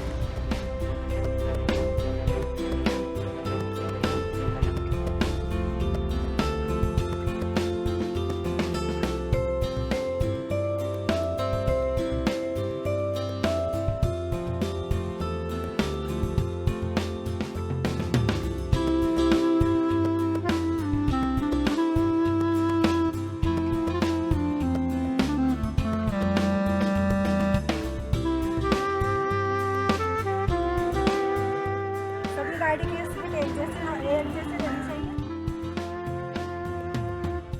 मैं बधी थी, मेरी ख्वाहिशें बधी थी, मगर अब पिंक सिटी की बदौलत मैं बड़े बड़े सपने देखती। ये मुझसे बचपन से कहती थी मुझे डॉक्टर बनना है। मैं इससे कहती थी तेरे दिमाग का इलाज करा। लेकिन मुझे अब लगता है कि मैं इसे अब डॉक्टर ही बनाऊंगी। अब मेरी जिंदगी की गाड़ी मेरे हाथों में है। इसे कितना चलाना है, कैसे चलाना है, सब मैं तय करूंगी। ये सच है, मेरी आमदनी बढ़ी है, मगर उससे भी ज्यादा जब मैं रिक्शा चलाती हूँ तो मुझे सुकून मिलता है। ऐसा लगता है जैसे मैं कैद में थी और अचानक आजाद हो गई।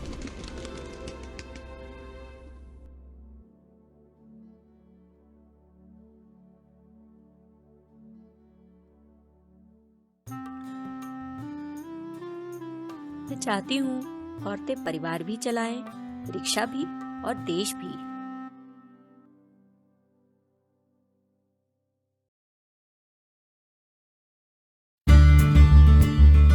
India, the largest democracy in the world, is still struggling to match globally accepted benchmarks of gender equality and gender equity, especially in its workforce. And while, with changing times, India has been producing increasing number of women role models, there exist pockets of exclusion that struggle to make the transition from the old to the new. If you look at macro data, the workforce participation of women in India is only about 27%. Women in India contribute only 17% to the GDP. औरतों का आगे बढ़ना बड़ा मुश्किल है जी।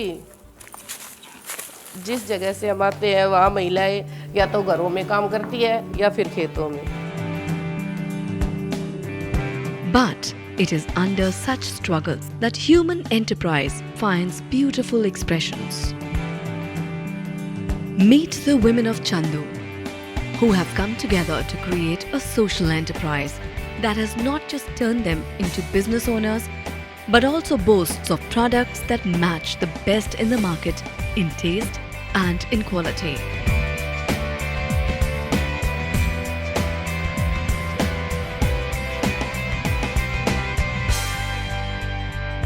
Conceived and executed by Access Development Services and supported by the City Foundation, the New Leaf project seeks to recruit, train and empower 200 women to become business owners in a unique social enterprise that manufactures and markets ready-to-eat savories under its flagship brand Zing and Zest. गोबर के गोसे बनाते बनाते आज हम cookies बनाने लग गए। हम किस्मत वाले हैं जो हमें ये मौका मिला। मैंने ये कभी नहीं सोचा था कि मैं यहाँ पे काम करूँगी। गोबर कूड़े के काम से भी अलग मैं कभी कंपनी भी चलाऊँगी। कंपनी में भी ऐसे डायरेक्टर बनकर कई बहनें मिलकर कंपनी भी चलाएंगे। Once these social enterprises do well and the women get better aspirational incomes, their decision making power at household level and at social level increases substantially, which can bring in a really social revolution and contribute significantly to national economy. In the project New Leaf, we formed a company and a brand, Zing and Zest. The main focus of the project was to empower women from economically weaker section so that they can run a company of their own. Access Development Services supported the project by setting up the production center, getting all the legal clearances of the company done, and by building capacity of the women members through trainings such as financial literacy, enterprise development, product development, hygiene, and eventually ensuring that the product reaches the right target market through proper market linkages.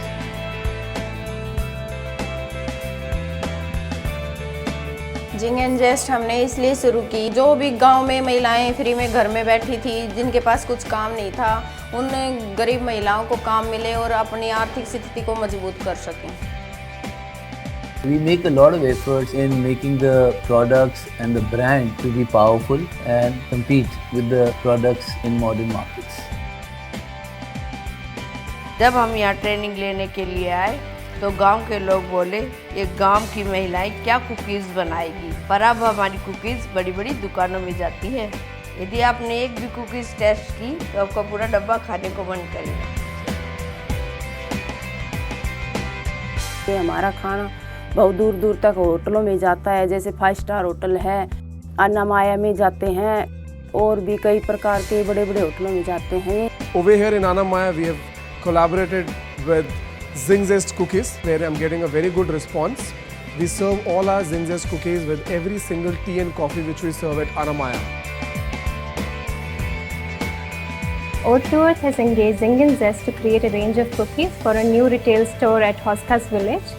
And in the past, we've received very good products from them, and we look forward to receive a wide range of delicious cookies from Zing and Zest. I feel very privileged that this program is actually supported by City Foundation. I am looking forward to this relationship continuing over a period of time. हम इस company को बहुत आगे ले जाएंगे.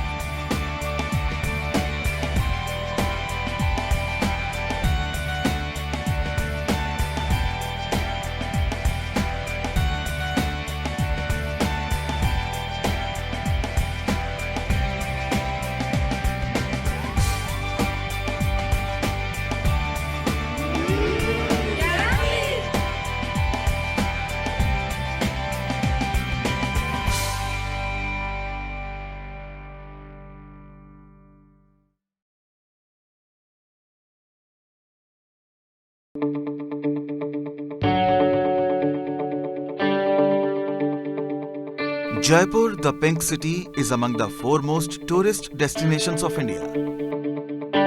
Like most other urban centers, it is marred by burgeoning population and increasing pollution. However, a unique new initiative is all set to change that.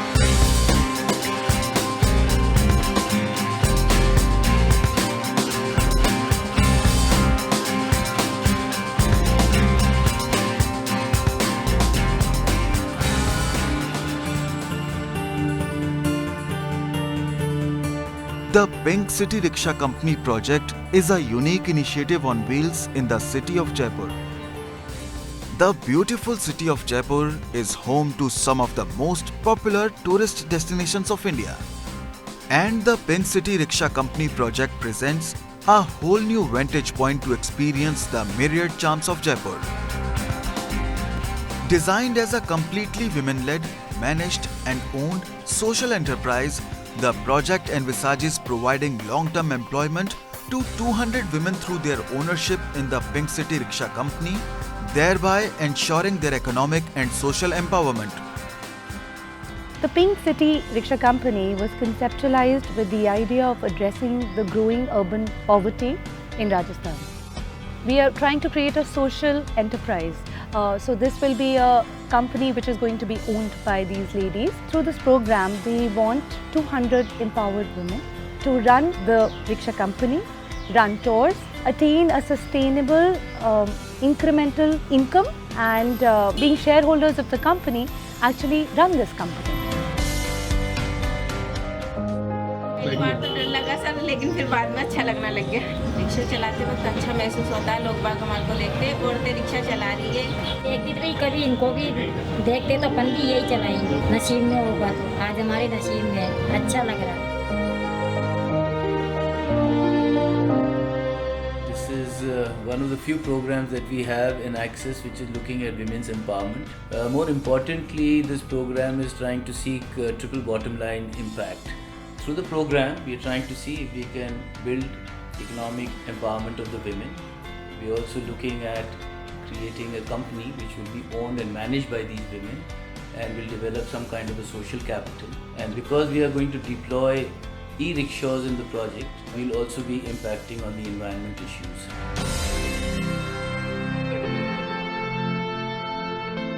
So for me, it is a very innovative project and it's already rolling out, and there is a lot of buzz and excitement about the program in Jaipur where we are implementing it. Some people from Access approached me and they gave me this concept of Pink City Rickshaw Company. These women are going to be the owners of the company in due course of time. This is something really good, and it would lead to empowerment of these women who would have never thought in their wildest dreams that they would be owning a company. The transport department will be very happy to be associated with this service, to provide all facilities to these women drivers, and if there is any issue, I'll be very happy to resolve them. So there's been a great reception by the market to the product. Our target market are the hotels who have niche clients who would want to visit all the historic places of Jaipur or travel into the walled cities. It's also a very nice looking rickshaw. So through this project, we are trying to elevate the rickshaw, which is normally seen as the last mile connectivity, to product for the luxury market. I think the Pink City Rickshaw Company is a great initiative. It's something that has made the experience of traveling within the city, the sightseeing, all of that, it's made it really interesting, because I think traveling, especially within the old city, using public transport is, like, at least with our guests, it's quite a challenge. So this is really nice because it's safe, it supports an initiative that, you know, people really appreciate. So I think it's a great thing that they've started. Tourist आते हैं, बहुत सभी होटलों में ठहरते हैं ये लोग, तो हम उन्हें अपने रिक्शे से घुमाते हैं। जैसे जलमहल जाते हैं, आमेर जाते हैं, जंतर मंतर जाते हैं, हवा महल आते हैं, वहाँ में उन टूरिस्टों को घुमाते हैं। हम चाहते हैं अच्छी चले, महिलाओं को रोजगार भी मिले, और प्लस जो ये टूरिस्ट आते हैं उनको भी अच्छा मौका मिले। देखो खुला रास्ता हमारा, उसमें हम फोटो भी ले सकते हैं, उसमें रोशनी भी पड़ेगी, हवा भी आएगी, तो इस तरह से चारों तरफ वो देख भी सकते हैं टूरिस्ट लोग। इस तरह से हमारा रिक्शा बनाया गया है और इससे हमें रोजगार मिल रहा है। Well, I had a great time in Pink City Rickshaw Company. I love the design. I just love that it's like a carriage, so you feel like in a movie, and it's all open, so you can see things like first-handed, very close to you. So I really like the experience. I love the fact that it's a woman driving. It makes it so much nicer and friendly, and it's eco-friendly, so you also know that you're helping planet Earth. So it's great. I loved it. They loved the experience because it was so new, and you know, you've seen the rickshaw, the colors, they stand out. So even when you're in traffic and you're in that rickshaw, everyone's looking at you. It makes you feel special. It makes you feel like, oh, I have my own private service. So they thoroughly enjoyed it. I had an amazing time with Pink City Rickshaw Company. It was an amazing tour, and it's such a difference to explore this city with the lady in front of our beautiful rickshaw. This is something which a lot of foreign tourists particularly want for roaming around the city, and this will provide a long required service in the tourist city of Jaipur. So HSBC has been a very long-term partner with Access. Welcome back, everyone. We will now begin our second session in the track Women's Economic Empowerment, titled Enhancing Impact Through Linkages, What is Next for NRLM? I would warmly like to invite the moderator, Mr. Samik Sundar Das, Senior Rural Development Specialist for World Bank. I would also like to invite our esteemed guest, Ms. Usha Rani, Lead IB&CB, Gender, National Mission Management Unit, NRLM, Dr. Bidisha Baroha, Senior Evaluation Specialist 3IE, Mr. S.M. Vijayanand from Kudumshri, and Ms. Madhu Khitan, Program Director from Pradhan. I would now hand over the mic to Mr. Samik Das to take over the session. Thank you, sir.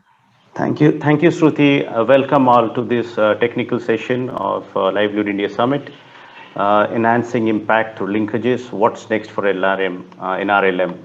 I think this is a very, very critical subject given the scale at which NRLM is working in the country today. And we have a very esteemed panel of guests to give us their perspective, knowledge, and inputs into what has been the experience of NRLM and other kind of convergence related activities in the space of rural development in India.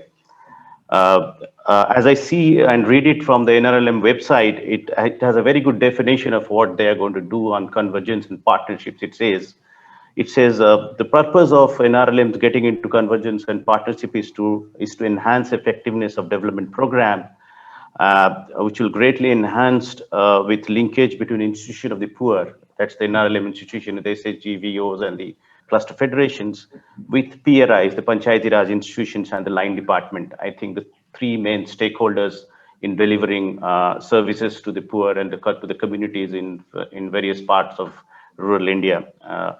And also the convergence, we know as a matter of fact, not only is about resource efficiency, but it's also about inclusion. It's about rights to services and access. It's about creating impact at household level from a multi-pronged kind of a strategy. So NRLM as a platform has been working with various programs, including the Kudamashru program or other PRI-based programs like the NREGS, and it has created some impact on ground. So in this 90 minutes, we are going to listen to some of this experience, some of the results that have come out of impact evaluation, and also understand what are the next challenges and the way forward in this linking PRIs, linking government line departments and community institutions to deliver development outcomes. The way we are going to structure this 90 minutes would be like a first segment of discussions of around 8 to 10 minutes each for of our esteemed panelists. They will do some presentations and also will give their points as discussions. And then we will have some more further remarks from the panelists depending upon issues raised by each of the panelists. And also we'll have a Q&A session at the end around 15-20 minutes. With further ado, let me call upon Usha Rani. Ms. Usha Rani is from the Ministry of Rural Development, National Rural Livelihood Mission, is the lead for institutional building, gender and food, nutrition, health, and WASH for the National Mission Management Unit. She has been working in the sector for more than 20 years, and she has in-depth knowledge of convergence, building community institutions, and working with women on the ground. So Usha, over to you for your presentation and your first remarks for next 10 minutes. Can we run the presentation for Usha, Sweta, please?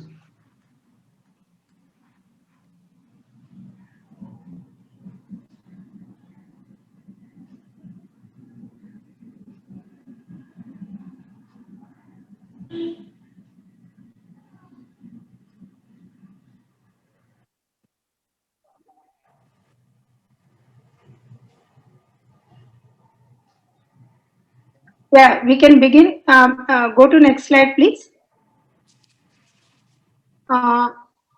Yeah, so if you just click on, if you see as per the, to address the multidimensional issues of the poverty, as per its framework, the NRLM is creating awareness among the SHG members and facilitating them to access their rights and entitlements. So actually NRLM is converging both intra and also with interdepartmental convergence we are focusing on.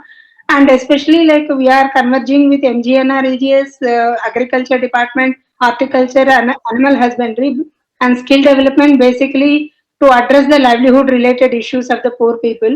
And also we are actually trying to converge with WCD, Health, Education Departments to address the nutrition, health and educational issues of the SHG members and their children also.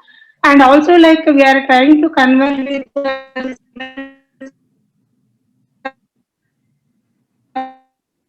Usha, we are losing you. We are not able to hear you properly. Usha, are you there?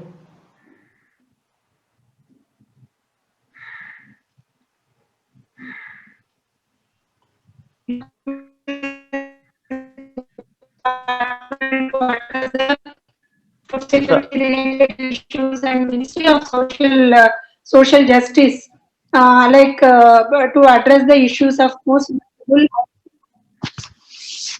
Okay, am I audible now?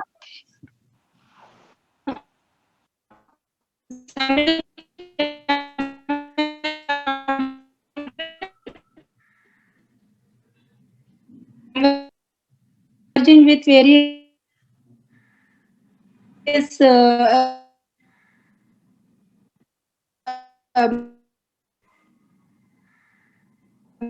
line.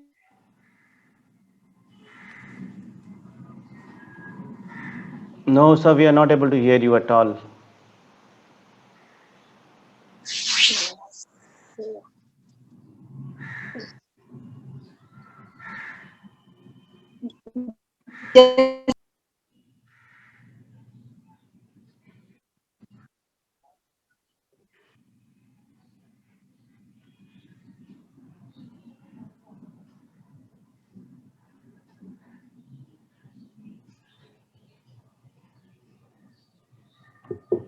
Is there a solution to this, Sumit? Is it clear now? Just a minute, please. Yeah, am I audible now? Yeah, okay. See, NRLM is converging with various departments, especially with the MGNREGS, agriculture, horticulture, animal husbandry, skill development, basically to address the livelihood related issues of the poor people. And also like NRLM is converging with the WCD department, Women and Child Development Department, Health, Education, for addressing the issues of nutrition, health and education issues of SHG members and their children also. And also we are converging with the Civil Supplies Department for addressing the issues of the food security, and with the Social Justice Department basically to address the issues of most poorest of the poor and vulnerable, especially the SC, ST and PVTG and other the people. And as all of you know, next slide please. As all of you know, the panchayats play a very critical role in planning, implementation, and of the various poverty alleviation programs of both state government and also the union government programs, and also providing the services. So, and after the 14th Finance Commission, in fact, many states have embarked on preparation of the GPDPs. So, in 2016, under the able leadership of Mr. Vijayanand sir, next slide, please. Under the able leadership of Vijayanand sir, in fact, the NRLM has issued an advisory on partnership with the PRIs. So the main objectives of the partnerships are basically 5. So one is like it is empowering the poor to know, to demand and to access their rights and entitlements, and to include the poor and vulnerable sections of the community in local development process and enabling them to benefit from it, and also to strengthen the local democracy and like engendering the local level development and make it participatory and inclusive, and strengthen gram panchayat through citizen engagement, and also making gram panchayat responsive and accountable. So for this, what we have done is, next slide please.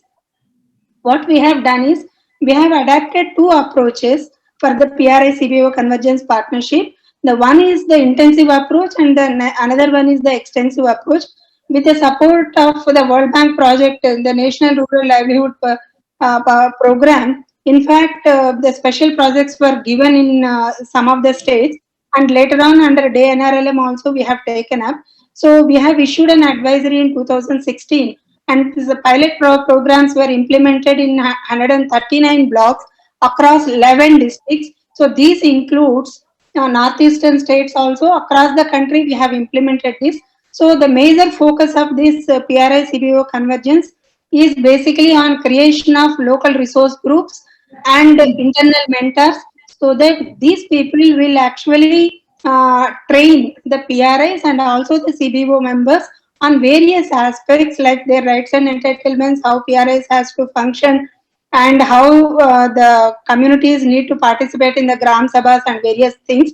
And also, with the support of Kutumbashri, we have actually prepared some participatory planning tools, especially for development of the entitlement plans, livelihood plans, infrastructure plans, and no cost, low cost component kind of a plans also.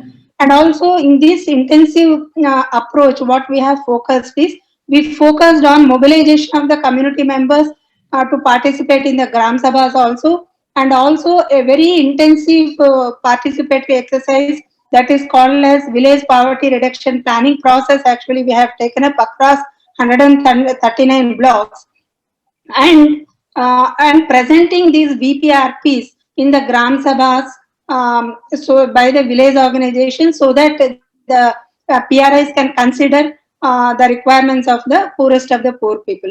So this is one kind of an approach we have taken up, and in many of the states, in fact, the states now, after completing the pilot program, they are going for expansion also. So apart from this, actually, we have actually taken up the extensive program. And in the extensive program, what we have done is, I think in 2017 onwards, we have initiated this particular thing. And current year, very intensive inputs were given to all the states. What we have done is, we have developed village poverty reduction planning tools, especially for the preparation of the entitlement plans, livelihood plans, basic infrastructure, services, goods and resource plan, and social development plan. The more focus was given on the social development plan, and we have trained CRPs at the rate of 2 per village organization. In almost like 1.38 lakh GPs, we have taken up this particular process of preparation of the VPRP.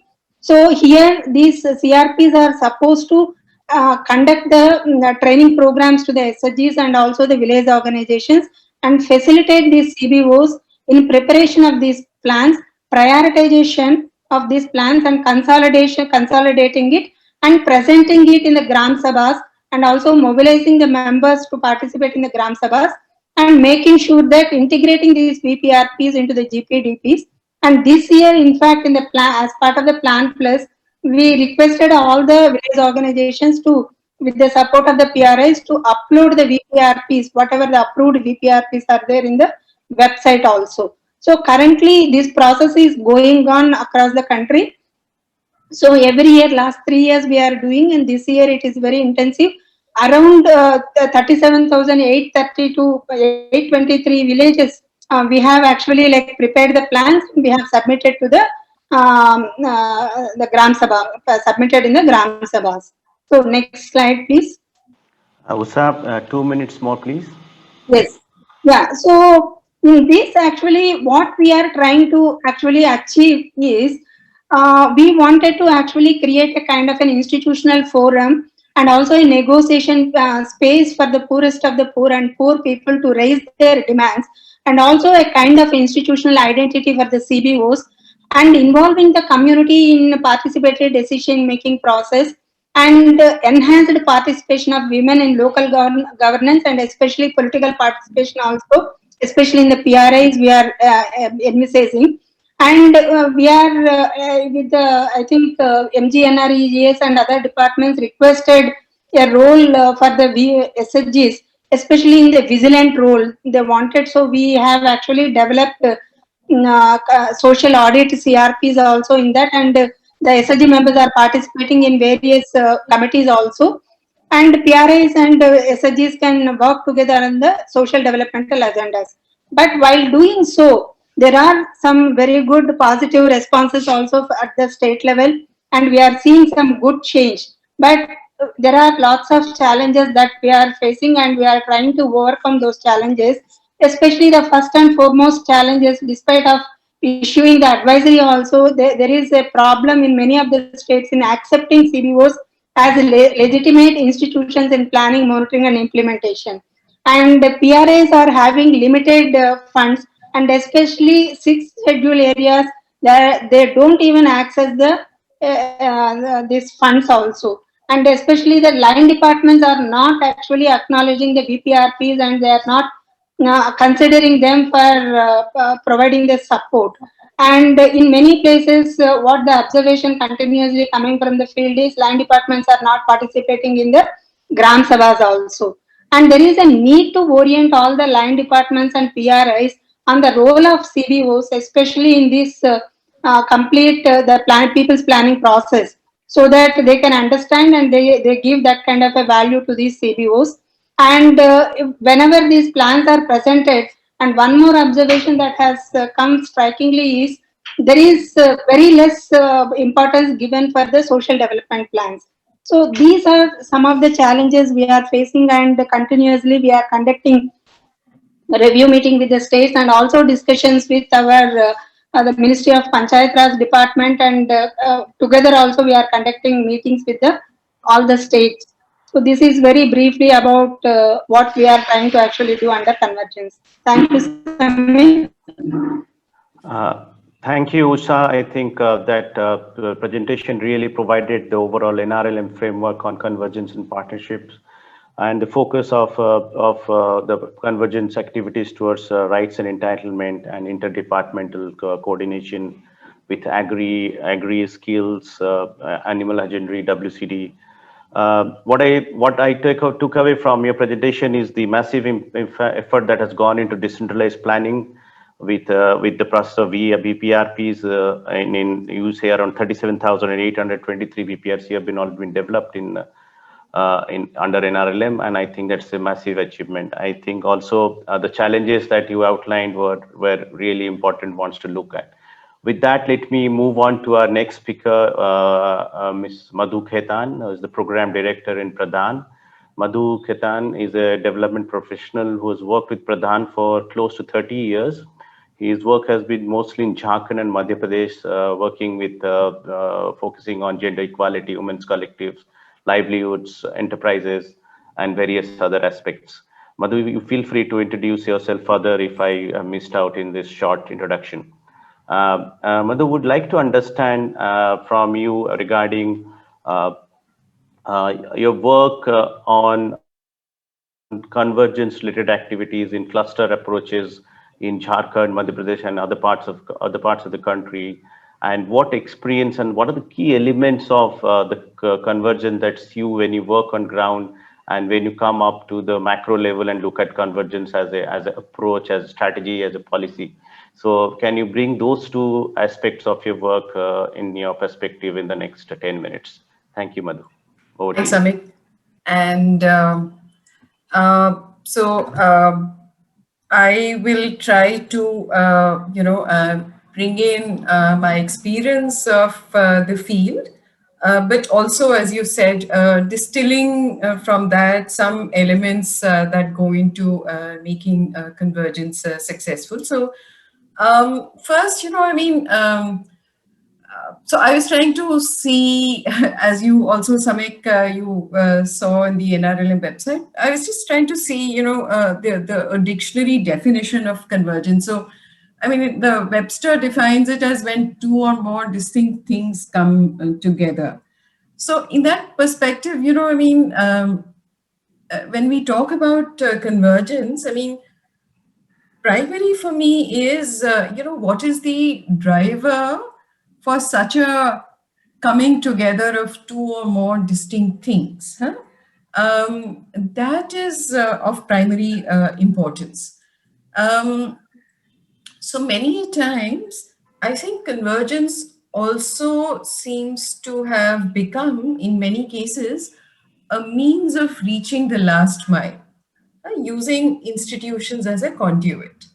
It may also be, reducing the administrative costs, improving the performance of development programs. These are all laudable goals, but I think somewhere amidst all these articulations, the primary objective should always, I think, have the the center staging which it requires, which in my mind, and I think, in all our minds is, I mean, how does this convergence kind of impact the larger well-being of the community or the the institutions, talking in the context of, because we all kind of, also focused on NRLM and SHG based institutions. Also, how does it kind of also lead to a growth of the institution and also the well-being of the clientele of these institutions? So that has to remain the primary goal, rather than the administrative convenience for us as development actors. Plus, if we want institutions to own it, for example, I mean, we're talking of SHG institution, then there has to be a jointness to it.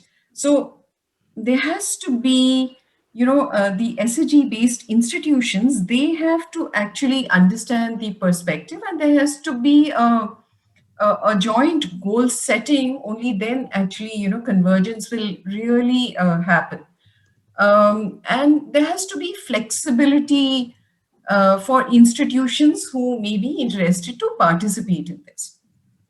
So this was about the objective. The second question for me is, who is kind of driving this process of convergence?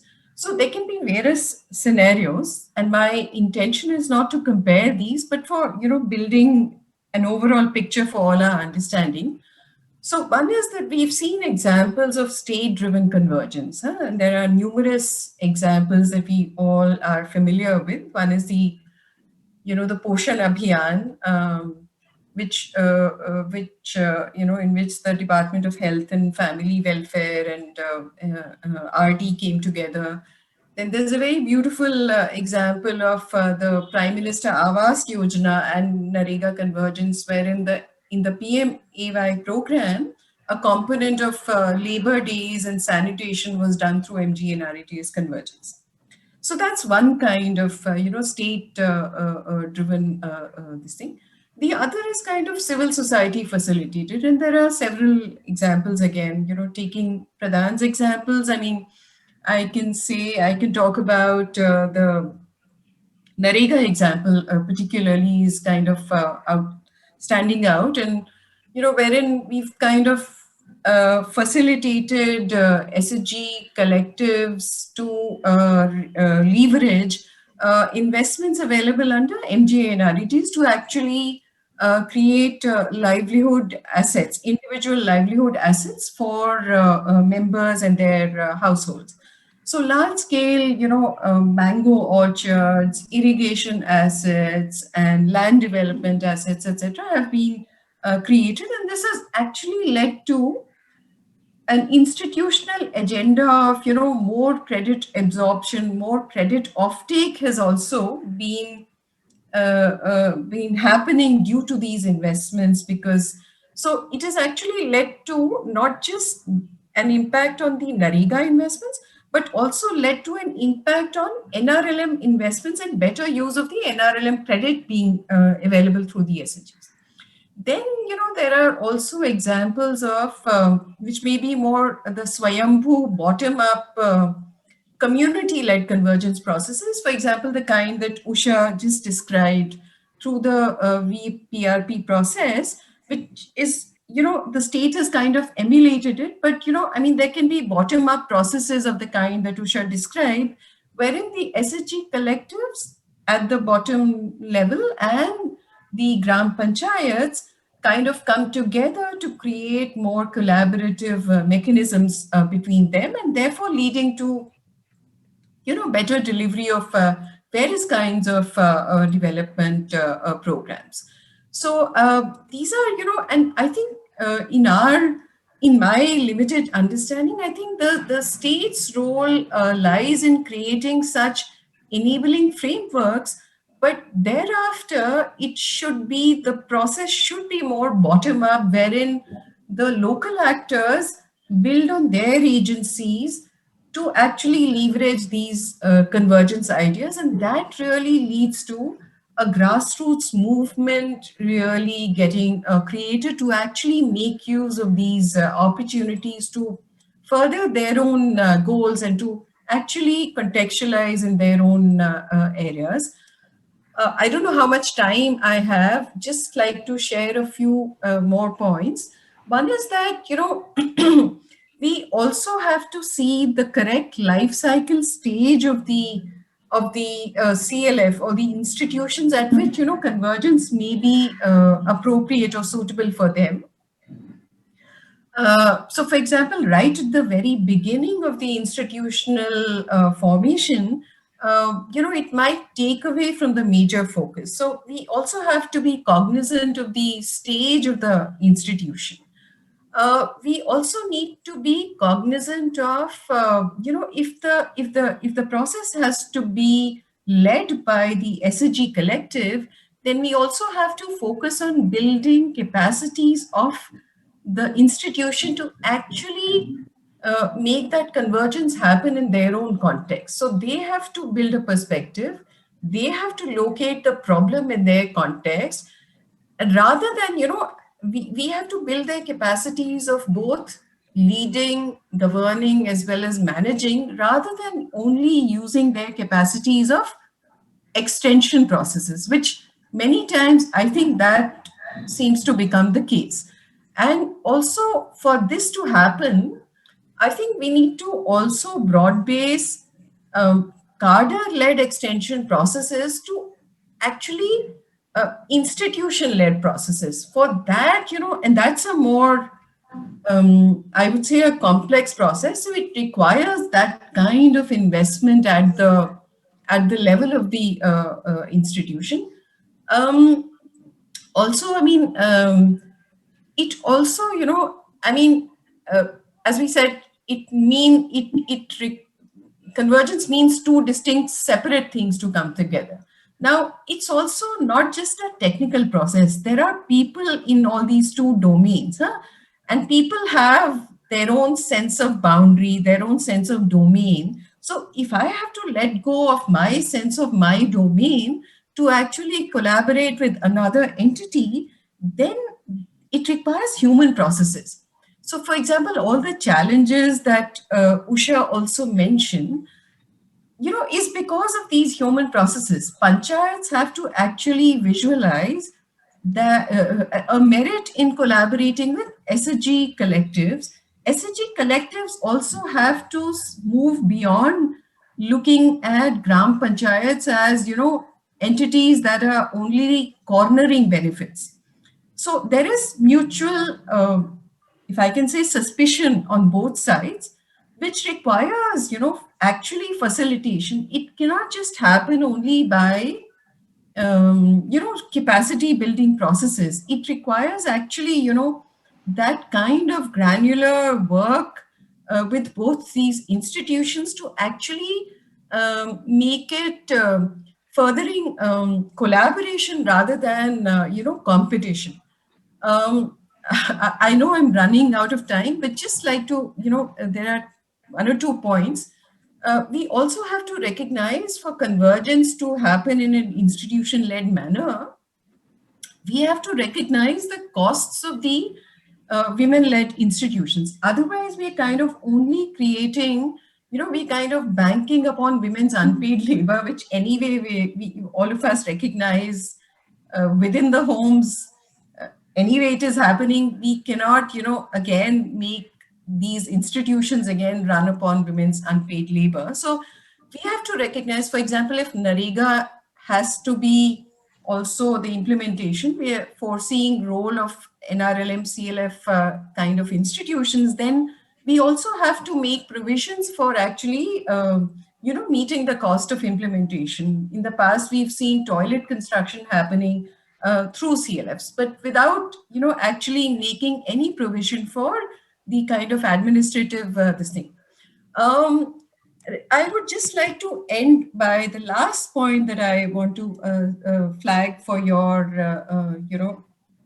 attention is that public community convergence is one thing, but we also need to focus on community private convergence, which needs, some kind of enabling. And by community private convergence, I mean, it could be business consumer kind of this thing, or it could be producer market kind of convergence.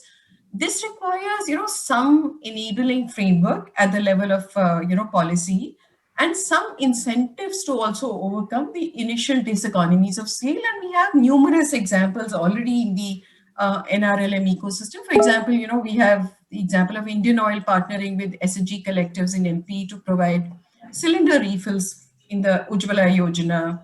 Or we have example of the school uniform being produced by SHG collectives through umbrella agreement between the respective departments. So I think we need to understand also this phenomena in much more granularity as to what really makes for win-win collaborations or win-win convergence. We're trying to do that from Pradhan along with TRIF through this entity, which is a new entity called the Center for Development of Community Collectives, is working very closely with NRLM and 5 SRLMs to create more such examples of public-private community partnerships around these diverse areas. Thank you, Samir. Thank you, Madhu. That was like a bouquet of thoughts, ideas, perspective.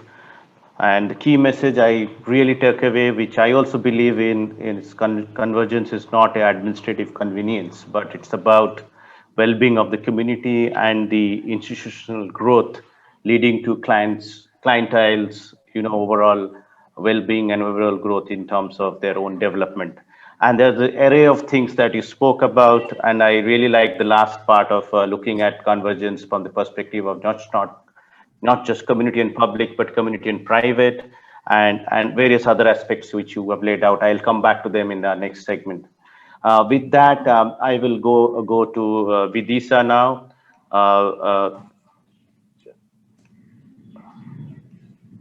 Vidisa is from 3i. She's a senior evaluation specialist.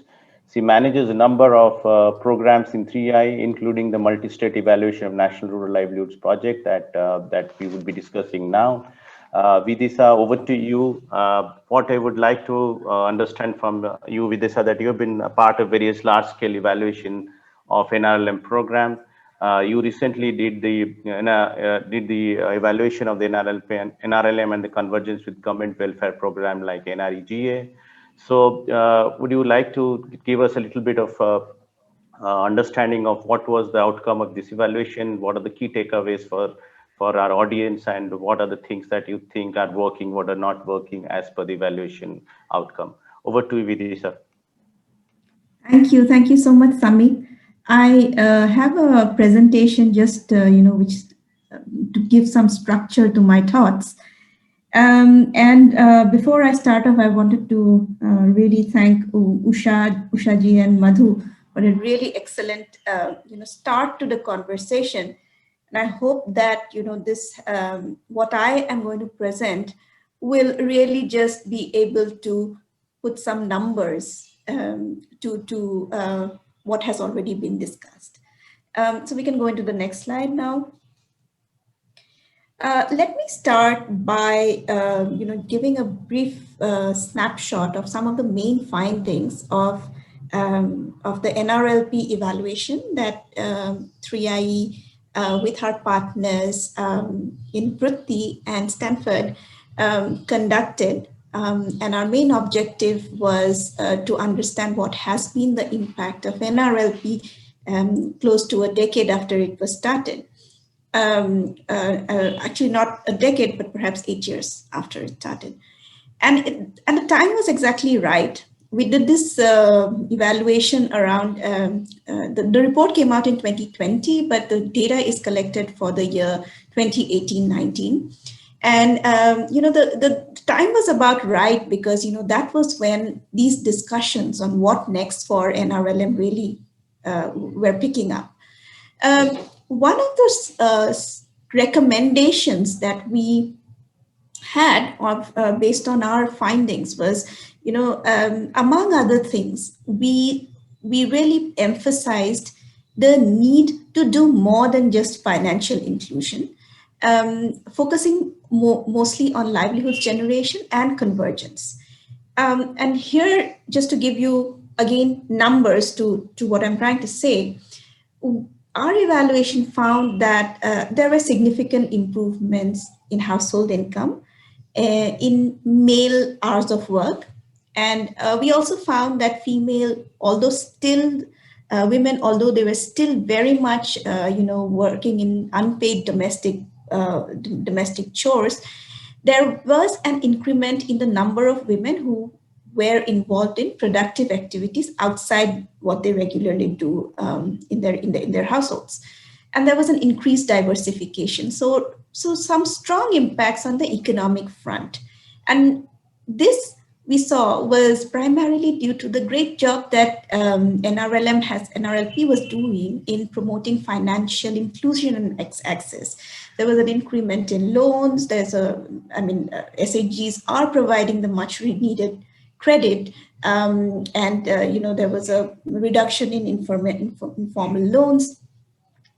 What we did not see, however, was along with this increase in incomes, we didn't quite see a significant and a striking increment in women's empowerment. We saw no impact in women's household decision making, and among all the women, it was really the highly educated women, relatively highly educated women, who gained in confidence because they were engaging with the community more often. So this made us, and this really led us to suggest that more needs to be done besides financial inclusion, and also apart from just focusing on the monetary side, which is of course important, but needs something more.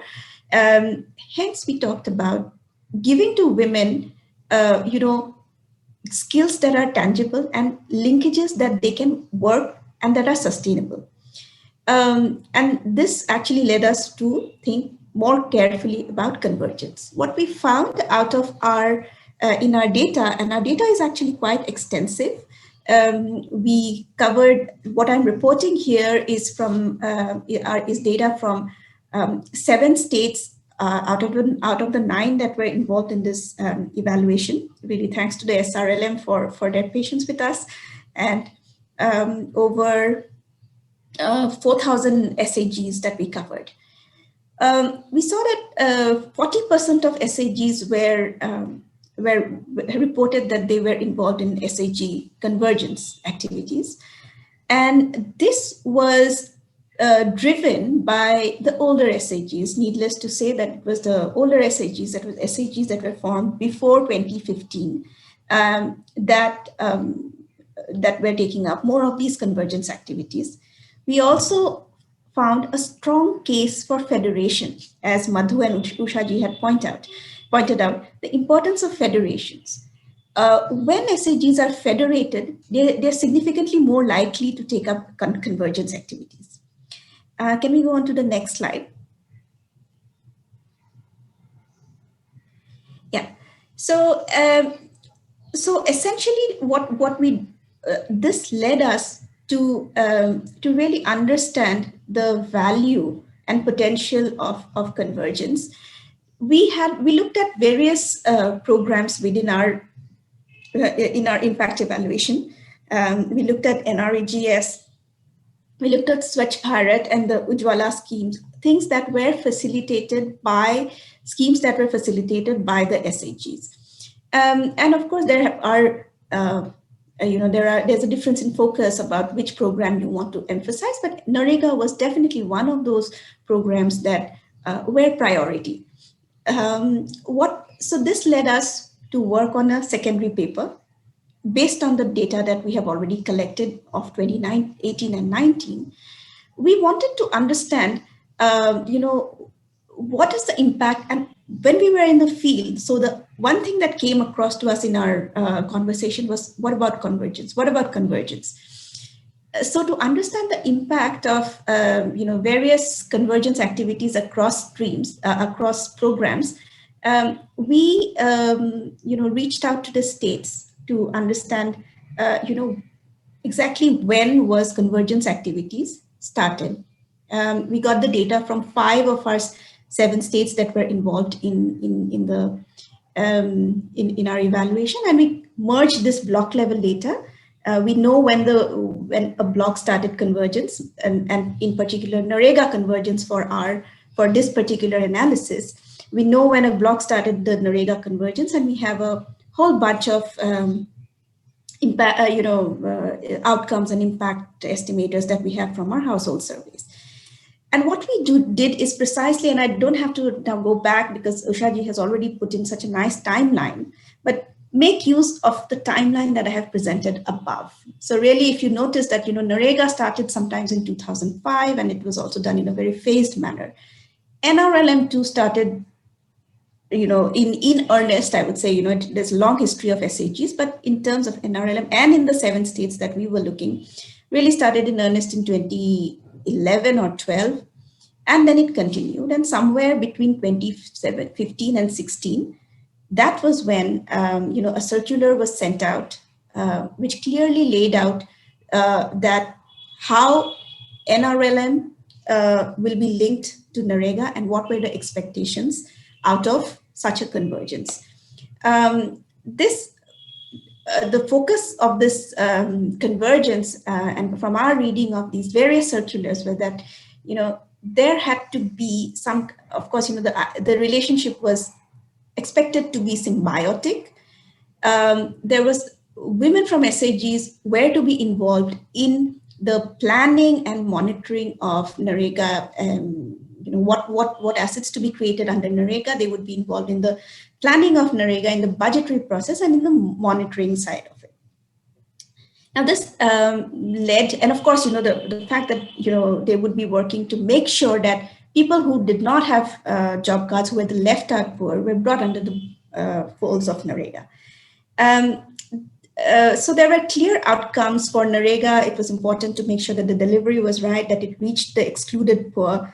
And for NRLM, the converse, what was to be gained from NREGA was precisely what Madhu had mentioned, that, to bring women into by the process of being involved in planning, are women empowered? Are they joining the community as equal participants as men? So there were NREGA outcomes and there were NRLM outcomes. What we did was to use the phased implementation of the program of convergence across blocks. Do note that this is across blocks. And there were some blocks that had not started the convergence program, others had.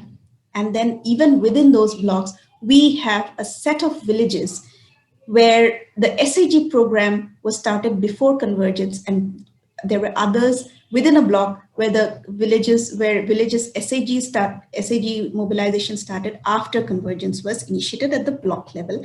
And we use this kind of difference. It also answers to a large extent the question that Madhu raised, that what is a good time for to bring in convergence, where SAGs can take convergence activities. We are reversing the question. We are asking that question, but we're asking that question for SAGs as opposed to VOs. That's an analysis that just struck me that I should do as we spoke. Next slide, please. So here's what we found, that villages that were exposed, villages that started nurturing SAGs after convergence was started at the block level, was initiated at the block level, and villages, actually these are Gram Panchayats, where SAGs were mobilized around the same time as there was also the program for convergence was taking place. They really did very well when it comes to NREGA outcomes. Yeah. So we saw that in these villages, there were a lot of, higher number of households where were working in NREGA. They had, they also earned income from NREGA. There was a reduction in delay in the reduction in the number of days that they were not paid for, given that Narega is, I think this has been written many times about delays and non-payment of wages. Payments were more regular in these villages, and we see really interesting impacts for women's outcomes. Women worked more. Women definitely worked more in Narega work sites. They earned wage incomes. Women earned more wage income from Narega because they were working more, as well as getting paid more often, or rather paid for the work that they were doing. So these were some really nice impacts that we saw for Narega. So Narega clearly was in some way benefiting from the process of bringing in women into its planning. But what was happening on NRLM outcomes? Now here again, we saw that, the effects for outcomes that mattered for NRLM really did not change much. We looked at certain indicators of women's community engagement, such as whether presence in the whether they were, whether they spoke in Gram Sabhas, whether they, their confidence indices, and their decision making within household. So we don't see much change there.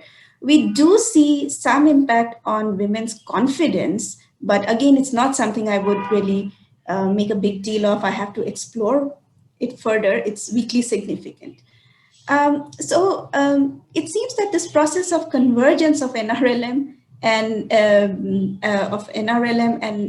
Narega really worked for on the building efficiencies in the NREGS system. Overall, however, there was a great reduction. There was a clear impact on well-being. So I haven't put it here, but there was actually those villages where SEGs were coming together at the same time as convergence was happening, and SEGs were forming, and convergence was being laid on top. Where reduced poverty on an index of multidimensional poverty, and reported higher expenditures. And to understand the mechanism further, we are looking into what is going on in the VO processes. We are working to understand, does it make a difference if the village had a VO or didn't have a VO for this impact to be visible or not visible. But at this moment, what we observe is that the general disadvantage of having less exposure to less years of exposure to NRLM really reduces once convergence is convergence with Narega is layered into this thing. Whether it's working to reach NRLM outcomes is something that we need to still discuss and debate further. But certainly it seems to be working for Narega.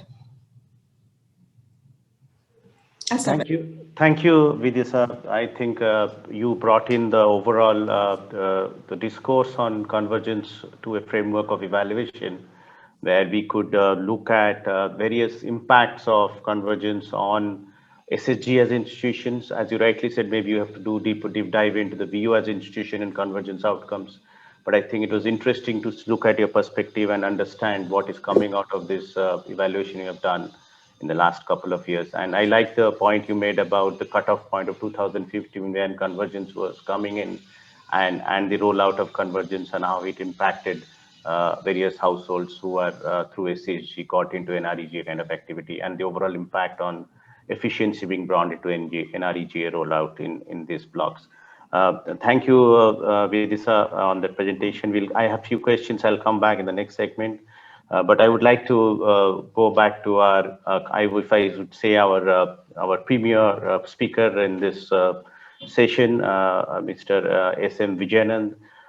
He is the ex-Chief Secretary of Kerala and also the Secretary, Ministry of Panchayati Raj, Government of India. He's been a pioneer in actually propagating and also actually bringing decentralization agenda into the community development aspects. He's also been instrumental in bringing the PRI guidelines into NRLM. So without much delay, I would like to understand from Mr. Vijayanand about his overall perspective on current PRI movement in India, if I call it a movement, along with the NRLM, SHG, pro-poor based institution movement, and how does he see in the next 10 years this develops, and how that convergence which has started happening on ground and we are seeing some impact can be further deliver on various outcomes that NRLM and PRI as institutions have been focusing on. Over to Mr. Vijayan. Thank you, Samik. I'll touch most of the points have been covered, so there's not much which remain to be covered. But one thing, when it for the poor, and when we talk of multidimensional poverty or the capitals which the NRLM mentions, 5 capitals, then this is very, very important. Without convergence, poverty cannot be. It's as simplistic as that. But then I tried adding 2 more capitals, but it has not found official acceptance so far. What I call civic capital and political capital. Civic capital means you are a citizen, not just getting some money, school education and this thing, but it's as important as social capital. The next step of social capital. So civic capital means only when you have this relationship with the panchayats, you're participating in Gram Sabha, not in a client relationship, but as a right. Political capital is not becoming the panchayat member. Political capital is the next step of civic capital, where you have a formal role in resource allocation at the local level, mainly through Gram Sabha. So for these 2 things, unless you have the larger agenda, you're asking what should be the next few years, unless you have this concept, then convergence becomes very weak, is more material rather than substantial, power related. Then for any convergence, there is a casual convergence. Everything is happening in a village. They go to a school. So you can't say RT has been accessed by the poor. So purposive, conscious, planned, and structured convergence is important. But by structure, I don't mean a very rigid kind of thing, but it is intended by the policymakers in the guidelines, in the orders, and sometimes in the law. Then what is your visioning of the convergence? Of course, when we started convergence in Kerala, it was a very conscious decision about almost 25 years ago, where, for example, in Kerala, the SHG movement predated People's Plan, decentralization. So we were at a loss. What do you do? And there was actually a very high-level committee, 3 of us, trying to think through what should be convergent. So it's a thought-through thing that we said SHGs will not be under, we call them energies here, under the local governments, and local governments shall not control them, but they shall not be parallel to local governments.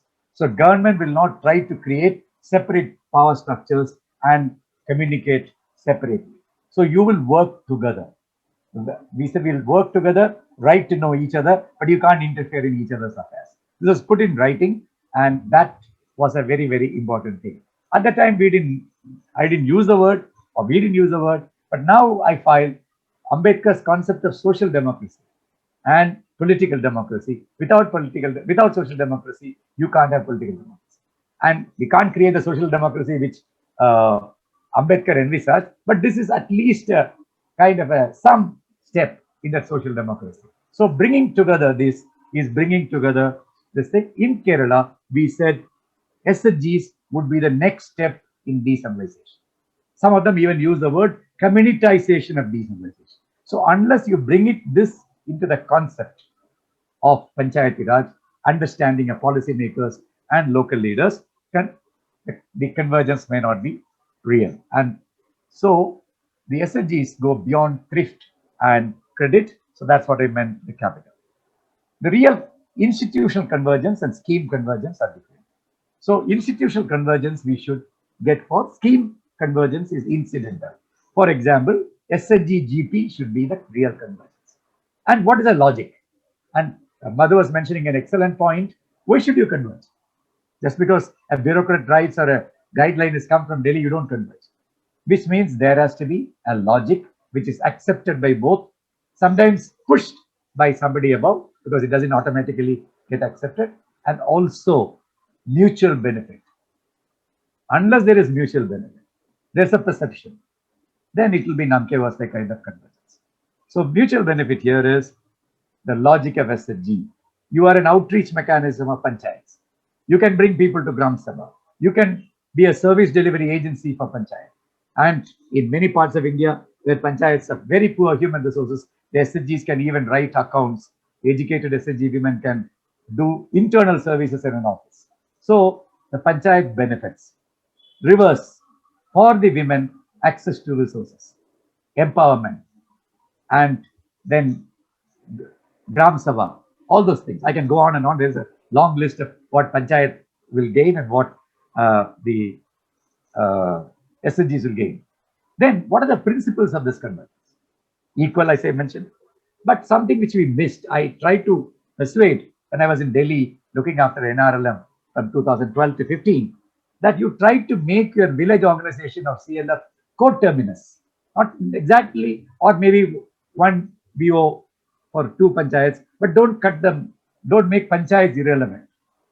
There is a tendency in Delhi to see panchayats, CSOs, CBOs all written in one sentence.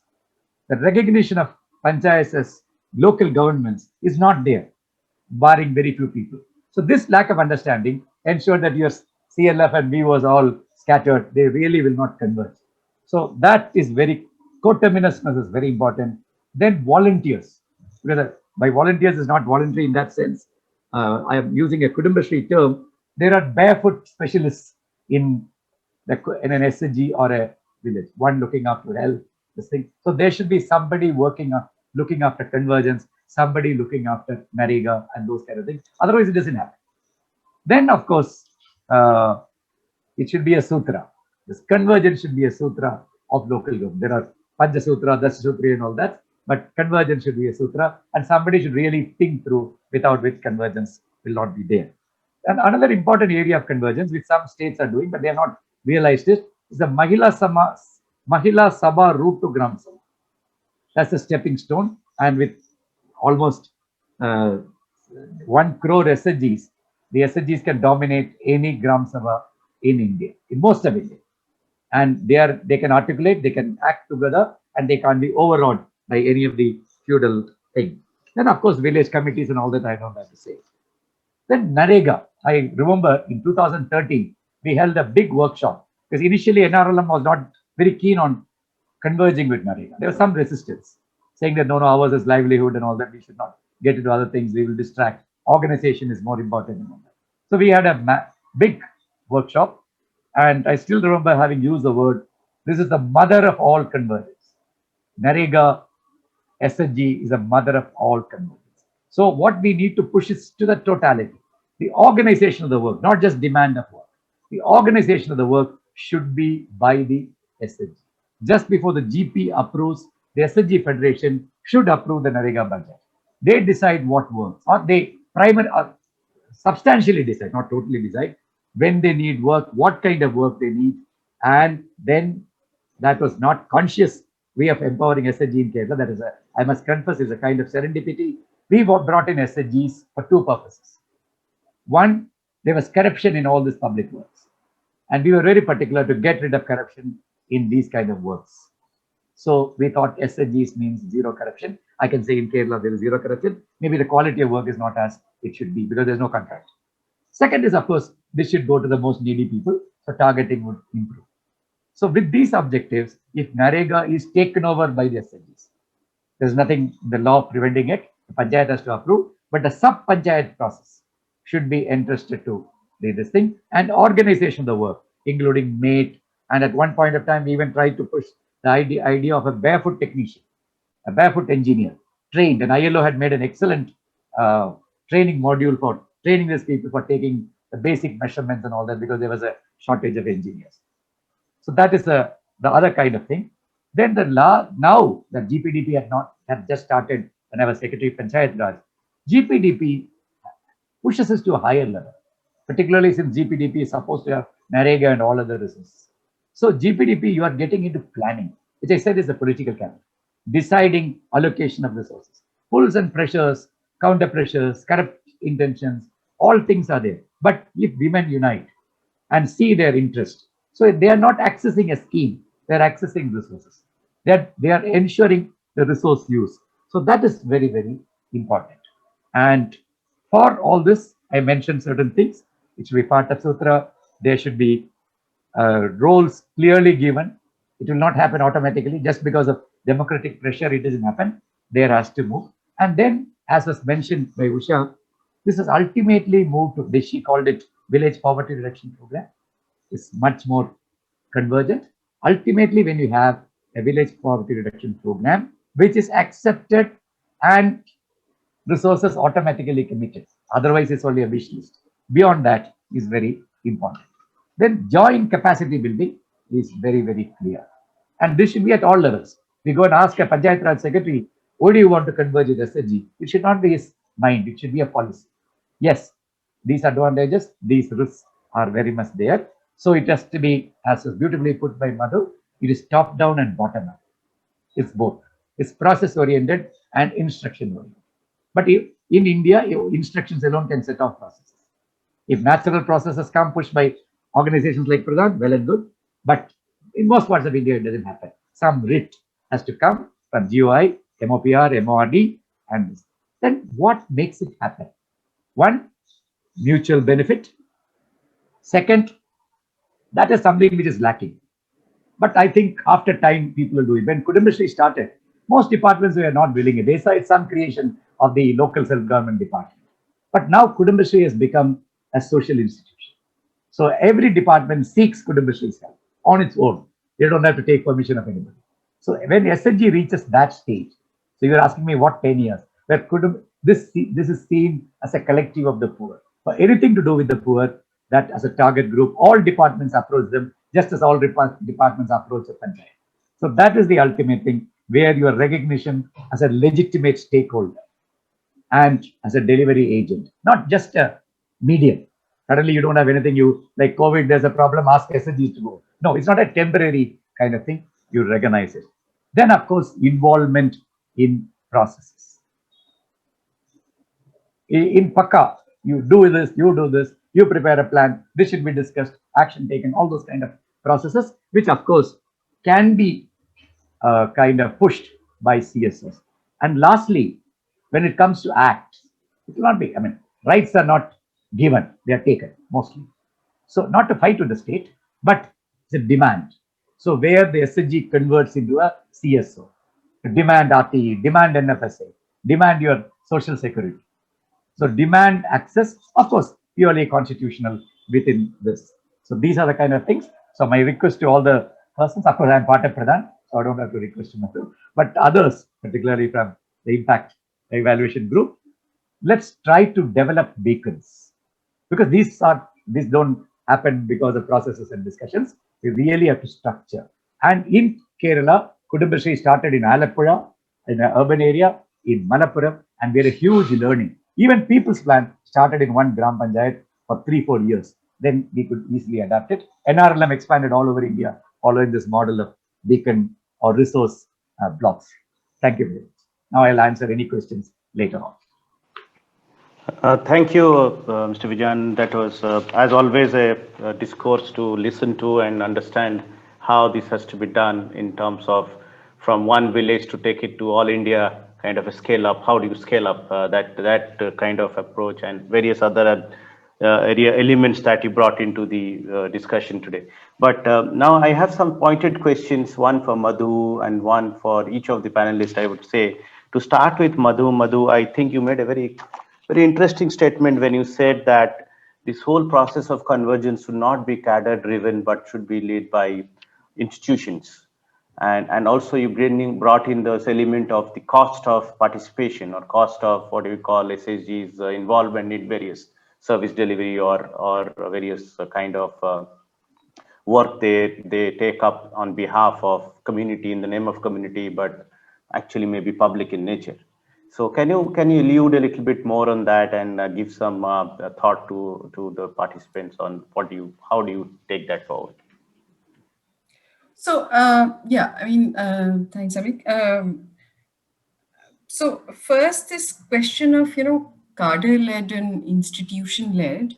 I mean, there is a difference. I mean, um, so when we say that an institution is leading, then there are a whole lot of things that have to go into that process of actually, I mean, starting from it actually, the institution recognizing it as one of their vision, and it falls as it is a part of their mission to actually, so that kind of a recognition and visualization on the part of the leadership of the institution, that's the first starting point.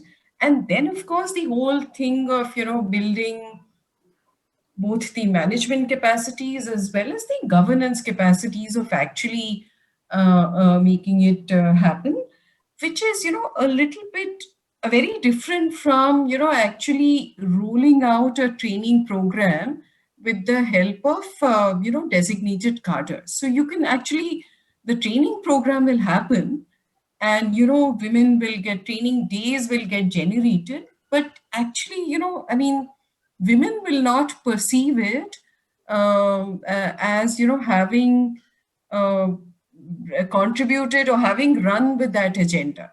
So I mean, so we have to give it that time, and it requires that due process to actually happen.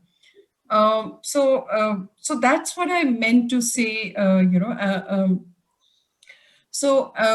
of course, I can take any example, but I guess the time is limited. So the other thing is that the costs associated. So I mean, we have to recognize that any institution embarking on any agenda, there is a cost associated with it. So, for example, in the example of the Swachh Bharat mission toilet construction, which was in many states. The administration kind of, through a convergence initiative, actually, made available these investments through the SSG collectives. But, what about the costs of supervision, etc., of actually, making sure that, the pits are dug properly, the toilet quality is good, the roof is, done properly, etc. Because at the end of the day, you're going to make the collectives responsible for all the whatever work has been done. So and also it just I mean, also signifies a spirit of partnership. You're actually recognizing the institution as a formal partner in that process, and you're actually legitimizing their role by a sharing of costs. So one is actually, you're not just building on women kind of going around their unpaid labor. Now beyond the meetings, there's one more agenda around which women have to run around. So that's one thing. But also you're actually legitimizing the role that these institutions, and saying that actually if SSG collectives take it up, there is actually a contribution to this whole process. So that's what I wanted to say. Thanks, Madhu. That further elaborates on your points. Let me go to Usha now. Usha, there is a question on the task on the chat box. What facilitation NRLM is providing in tapping post-COVID-19 opportunities to revamp and strengthen SSG movement? Can you take that question, please, Usha? So the revamping the SSG thing, that is the question? Yeah. Could you please come again? What facilitation NRLM is providing in tapping post-COVID opportunities to revamp and strengthen SSG movement? It's basically, the question is about COVID has provided certain opportunities. Is there something NRLM is doing to revamp and strengthen the SSG movement to address the opportunities coming out of COVID?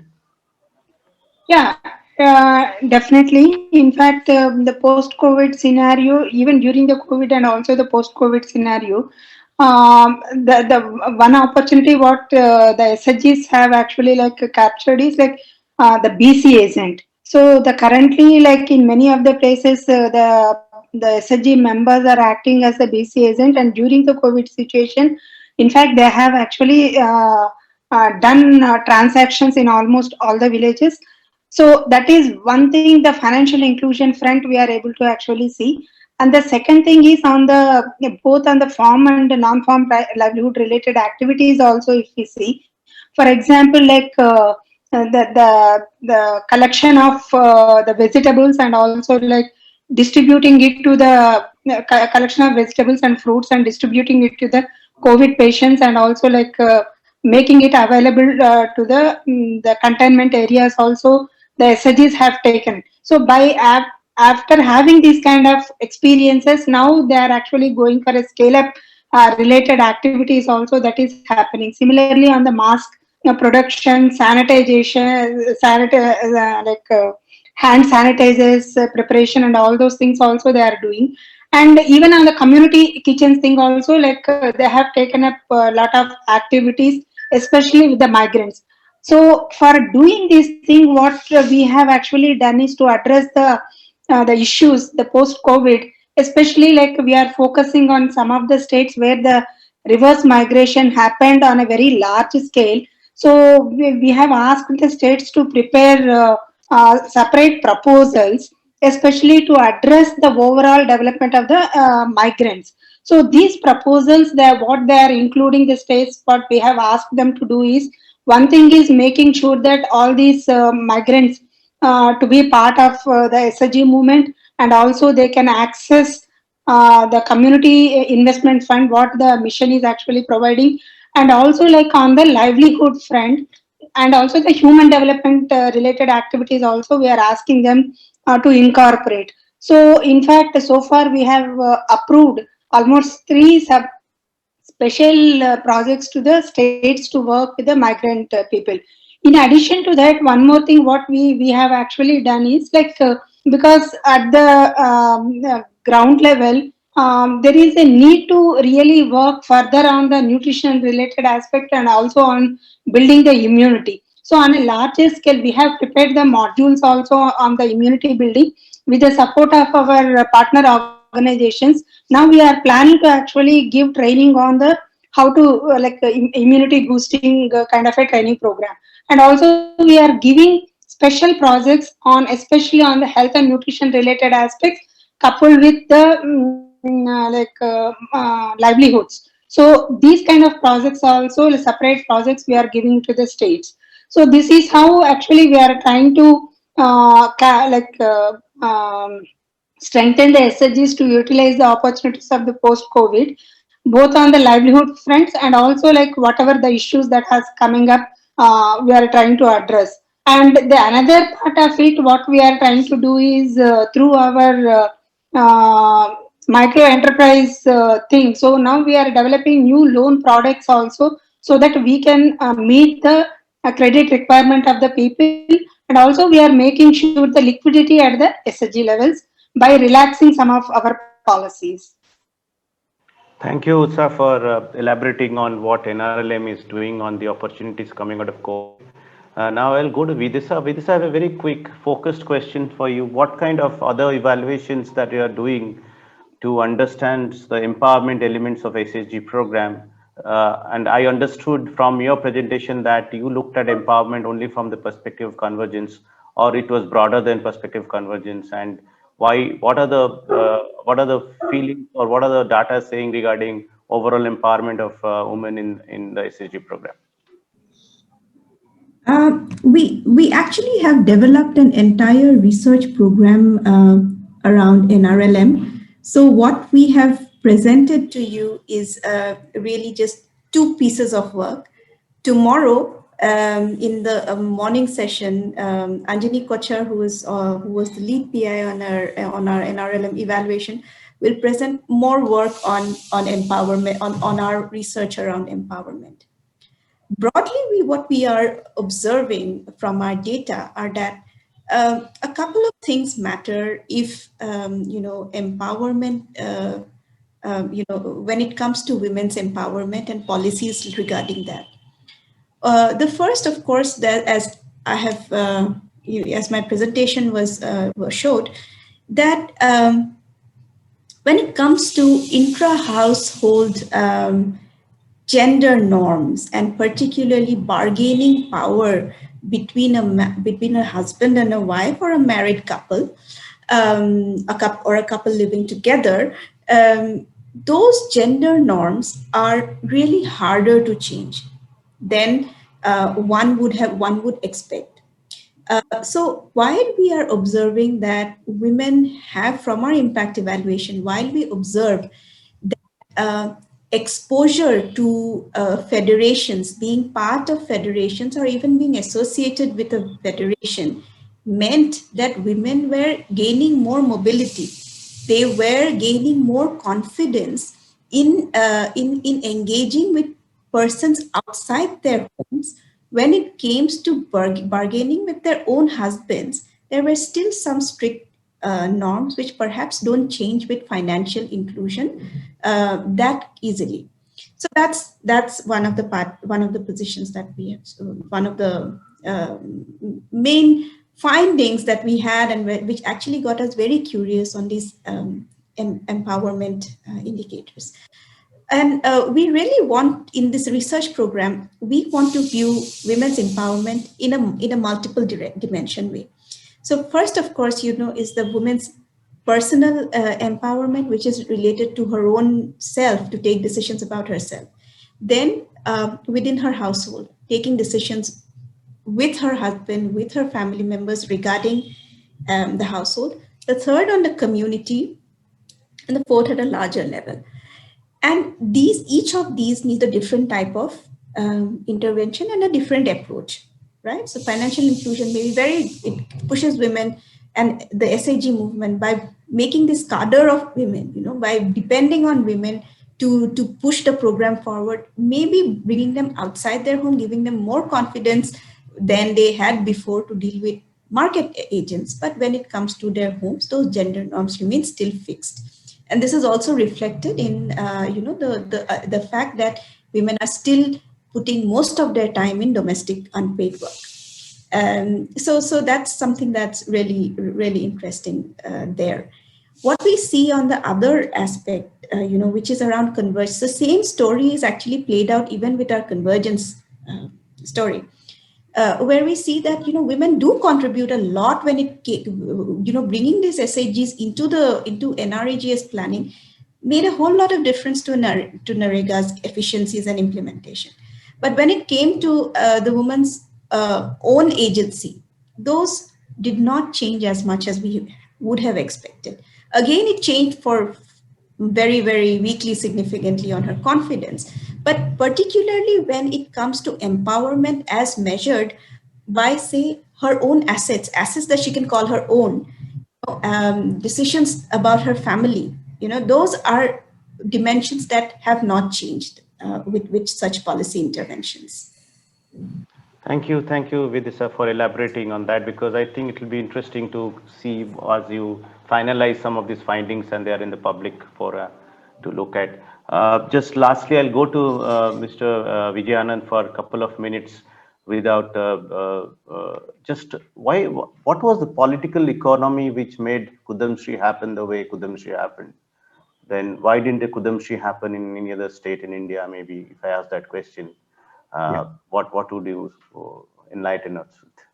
See, one, of course, I would call it coincidence.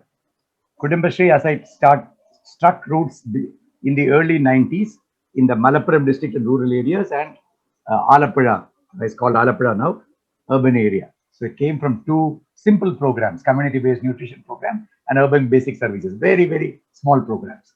But people learned, and so there was what we now called evidence-based thing when People's Plan started. So People's Plan was a political priority, top political priority. And I can give an incident, it's not confidential. At that time, the 5 mayors in all the city corporations, Kudumbashree was there, not in other rural areas. So the 5 mayors at that point of time came and met the minister, and all of them from CPM, and told the minister, this it's called CDS, the collective of the SHGs. The CDS are parallel. They should be brought under the corporation. We are giving them money and we will look after them or supervise them. So that put us in a dilemma and we really discussed. So there was a committee with the Dr. Isaac, who is now the present finance minister, me as convener, and Prakash Bakshi, who later became CMD of NABARD. Three of us sat together and said, no, we should protect the autonomy of each. One should not control the other, but they will work together. Then we also conceptualized that point of time, not fully, that it will be a beneficial relationship. And then we also brought the theoretical, or you can call it an ideological element of communitizing development and engendering. So they're all very fussy concepts when we envisage kind of thing. And then the political economy will not work just based on some good wishes, but it worked because there was a fruitful relationship. Both of them learned to work together and gain together. For example, this COVID thing would not have been successful without SMEs. The flood management, where it was mostly voluntary activity. And COVID at least was little more semi-structured with government giving instructions. The 2018 flood management, where women just went out and cleaned everybody's house, rich and poor, as a social responsibility. And that was something unprecedented. Then the Panchayats also realized, yes, they are a kind of thing. The point which you made, the cost to SMEs, there we have been very, very careful to say that you will not be a free service, a voluntary group. Sometimes for voluntary culture and all that you do volunteer, but you are a mature delivery agency and you are treated as competent professionals and you are paid according to your professional kind of thing. So it's not like cheap labor substituting the contractor or some other service delivery agent. That was also the concept. Okay, with that note that you are a competent service delivery agency and convergence is about mutuality, I think with that we will end this session. I think we are coming to the timeline of 5:30. So thank you very much all panelists. It was really pleasure on my side to really ask this question and able to listen to you all and your perspectives, and let's see where we take forward the convergence agenda in the coming years to come. Thank you very much and good evening. We also enjoyed it. Thank you. Thanks, Samik. Thanks, Access. And Thank you so much, everyone, for the very exciting discussion on what comes next for NRLM. And a special thanks to the moderator, Mr. Samik Sundar Das, for the adept moderation. Thank you. With this, we come to the end of the day. And we request you all to join us tomorrow at 10 a.m. for a very interesting discussion on empowering women in rural India. What have we learned? Thank you. Thank you all. Thank you. Thanks. Bye. Bye-bye. Bye, Vidisha. Bye, Bye. Vijayanand Sahab. Bye.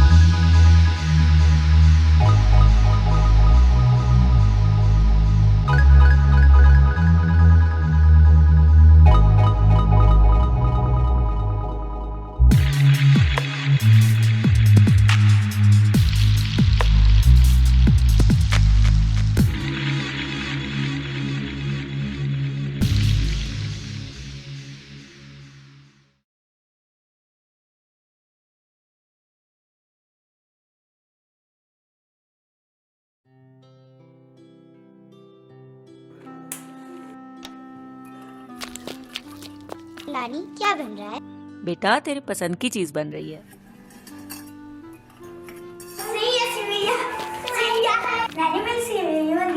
हाँ बेटा, तेरे लिए सेवैयां बन रही हैं। और इसके लिए सब कुछ बच्चों को खिलाओगे, हमारे लिए भी कुछ बचाओगी।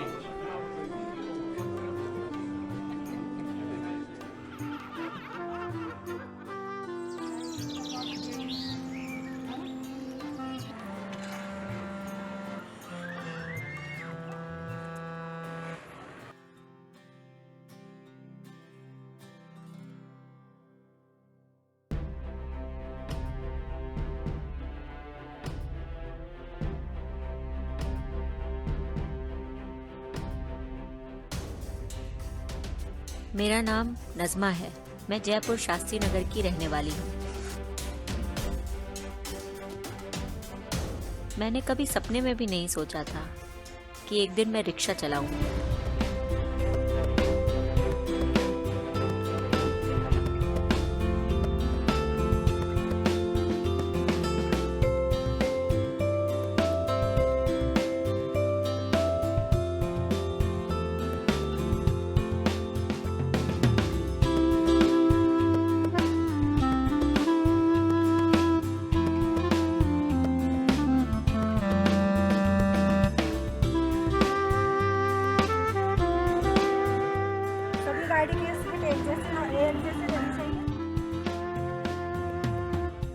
मैं बधी थी, मेरी ख्वाहिशें बधी थी, मगर अब पिंक सिटी की बदौलत मैं बड़े बड़े सपने देखती। ये मुझसे बचपन से कहती थी मुझे डॉक्टर बनना है। मैं इससे कहती थी तेरे दिमाग का इलाज करा। लेकिन मुझे अब लगता है कि मैं इसे अब डॉक्टर ही बनाऊंगी। अब मेरी जिंदगी की गाड़ी मेरे हाथों में है। इसे कितना चलाना है, कैसे चलाना है, सब मैं तय करूंगी। ये सच है, मेरी आमदनी बढ़ी है, मगर उससे भी ज़्यादा जब मैं रिक्शा चलाती हूँ तो मुझे सुकून मिलता है। ऐसा लगता है जैसे मैं कैद में थी और अचानक आज़ाद हो गई।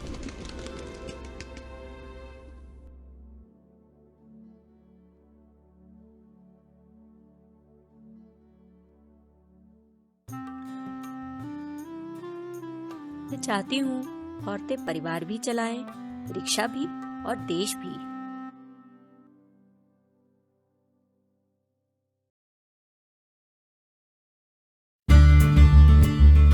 India, the largest democracy in the world, is still struggling to match globally accepted benchmarks of gender equality and gender equity, especially in its workforce. And while, with changing times, India has been producing increasing number of women role models, there exist pockets of exclusion that struggle to make the transition from the old to the new. If you look at macro data, the workforce participation of women in India is only about 27%. Women in India contribute only 17% to the GDP. औरतों का आगे बढ़ना बड़ा मुश्किल है जी। जिस जगह से हम आते हैं वहाँ महिलाएं या तो घरों में काम करती है या फिर खेतों में। But it is under such struggles that human enterprise finds beautiful expressions. Meet the women of Chandu, who have come together to create a social enterprise that has not just turned them into business owners, but also boasts of products that match the best in the market in taste and in quality.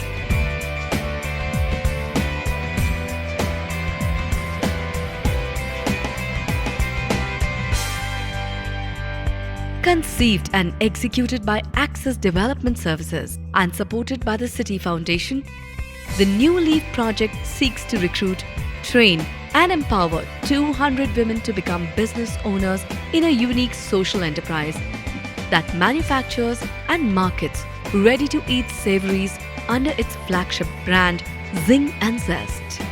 गोबर के गोसे बनाते बनाते आज हम cookies बनाने लग गए। हम किस्मत वाले हैं जो हमें ये मौका मिला। मैंने ये कभी नहीं सोचा था कि मैं यहाँ पे काम करूँगी। गोबर कूड़े के काम से भी अलग मैं कभी कंपनी भी चलाऊँगी। कंपनी में भी ऐसे डायरेक्टर बनकर कई बहनें मिलकर कंपनी भी चलाएंगे। Once these social enterprises do well, and the women get better aspirational incomes, their decision making power at household level and at social level increases substantially, which can bring in a really social revolution and contribute significantly to national economy. In the project New Leaf, we formed a company and a brand, Zing and Zest. The main focus of the project was to empower women from economically weaker section so that they can run a company of their own. Access Development Services supported the project by setting up the production center, getting all the legal clearances of the company done, and by building capacity of the women members through trainings such as financial literacy, enterprise development, product development, hygiene, and eventually ensuring that the product reaches the right target market through proper market linkages.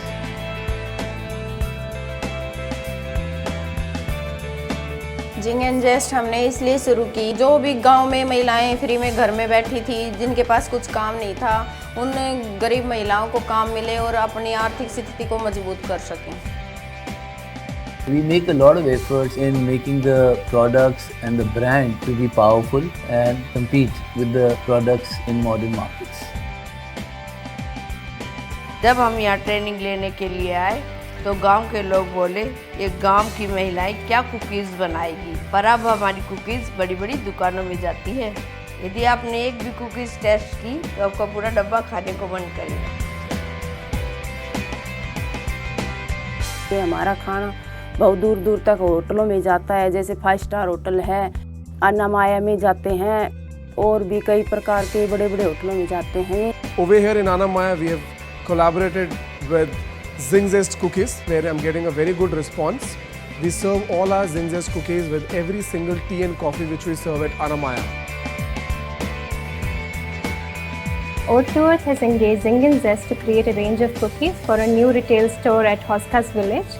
And in the past, we've received very good products from them, and we look forward to receive a wide range of delicious cookies from Zing and Zest. I feel very privileged that this program is actually supported by City Foundation. I am looking forward to this relationship continuing over a period of time. हम इस company को बहुत आगे ले जाएंगे.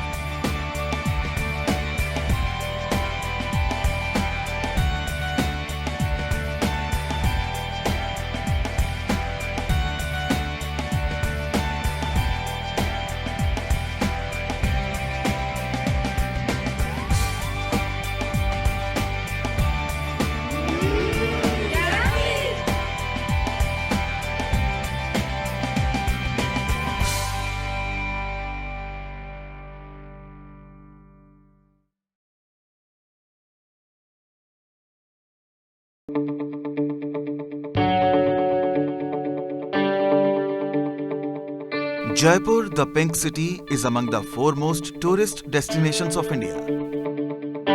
Like most other urban centers, it is marred by burgeoning population and increasing pollution.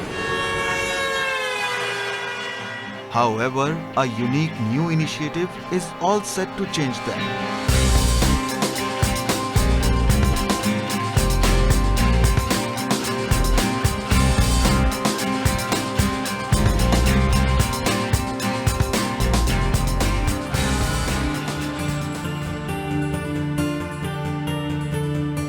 The Pink City Rickshaw Company project is a unique initiative on wheels in the city of Jaipur. The beautiful city of Jaipur is home to some of the most popular tourist destinations of India. And the Pink City Rickshaw Company project presents a whole new vantage point to experience the myriad charms of Jaipur.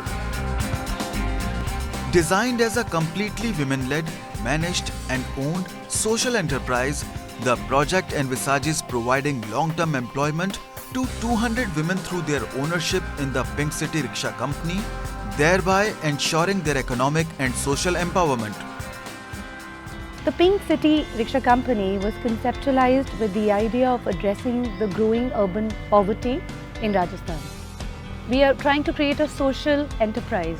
So this will be a company which is going to be owned by these ladies. Through this program, we want 200 empowered women to run the rickshaw company, run tours, attain a sustainable incremental income and being shareholders of the company, actually run this company. पहली बार तो डर लगा sir, लेकिन फिर बाद में अच्छा लगने लग गया। रिक्शा चलाते वक्त अच्छा महसूस होता है, लोग बाग हमारे को देखते औरतें रिक्शा चला रही है। एक दिन भी कभी इनको भी देखते तो अपन भी यही चलाएंगे, नसीब में होगा तो। आज हमारे नसीब में है, अच्छा लग रहा है। This is one of the few programs that we have in Access which is looking at women's empowerment. More importantly, this program is trying to seek triple bottom line impact. Through the program, we are trying to see if we can build economic empowerment of the women.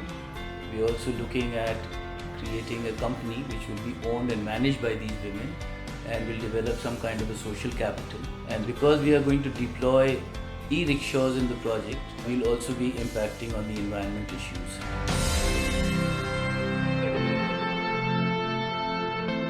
So for me, it is a very innovative project and it's already rolling out, and there is a lot of buzz and excitement about the program in Jaipur where we are implementing it. Some people from Access approached me and they gave me this concept of Pink City Rickshaw Company. These women are going to be the owners of the company in due course of time.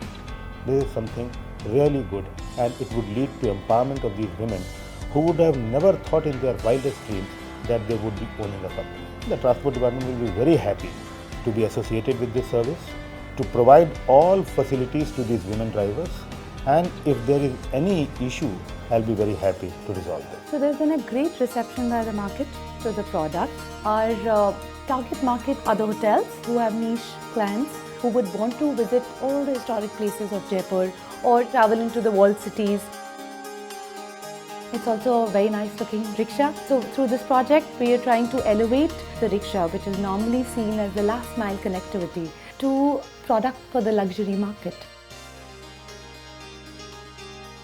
I think the Pink City Rickshaw Company is a great initiative. It's something that has made the experience of traveling within the city, the sightseeing, all of that, it's made it really interesting, because I think traveling, especially within the old city, using public transport is, like, at least with our guests, it's quite a challenge. So this is really nice because it's safe, it supports an initiative that, you know, people really appreciate. So I think it's a great thing that they've started. Tourist आते हैं, बहुत सभी होटलों में ठहरते हैं ये लोग, तो हम उन्हें अपने रिक्शे से घुमाते हैं, जैसे जल महल जाते हैं, आमेर जाते हैं, जंतर मंतर जाते हैं, हवा महल आते हैं, वहाँ में उन टूरिस्टों को घुमाते हैं। हम चाहते हैं अच्छी चले, महिलाओं को रोजगार भी मिले, और प्लस जो ये टूरिस्ट आते हैं उनको भी अच्छा मौका मिले। जो खुला रिक्शा हमारा, उसमें हम फोटो भी ले सकते हैं, उसमें रोशनी भी पड़ेगी, हवा भी आएगी, तो इस तरह से चारों तरफ वो देख भी सकते हैं टूरिस्ट लोग।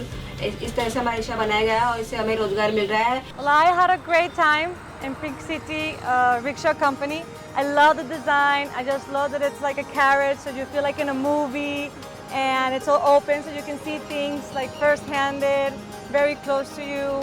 So I really like the experience. I love the fact that it's a woman driving. It makes it so much nicer and friendly, and it's eco-friendly, so you also know that you're helping planet Earth. So it's great. I loved it. They loved the experience because it was so new, and you know, you've seen the rickshaw, the colors, they stand out. So even when you're in traffic and you're in that rickshaw, everyone's looking at you. It makes you feel special. It makes you feel like, oh, I have my own private service. So they thoroughly enjoyed it. I had an amazing time with Pink City Rickshaw Company. It was an amazing tour, and it's such a difference to explore this city with the lady in front of our beautiful rickshaw. This is something which a lot of foreign tourists particularly want for roaming around the city, and this will provide a long required service in the tourist city of Jaipur. So HSBC has been a very long-term partner with Access, and I'm really excited that in addition to the couple of other things that we are doing with HSBC, the bank has agreed to support this program, and not only Access but HSBC too is equally excited in making this innovative initiative a great success.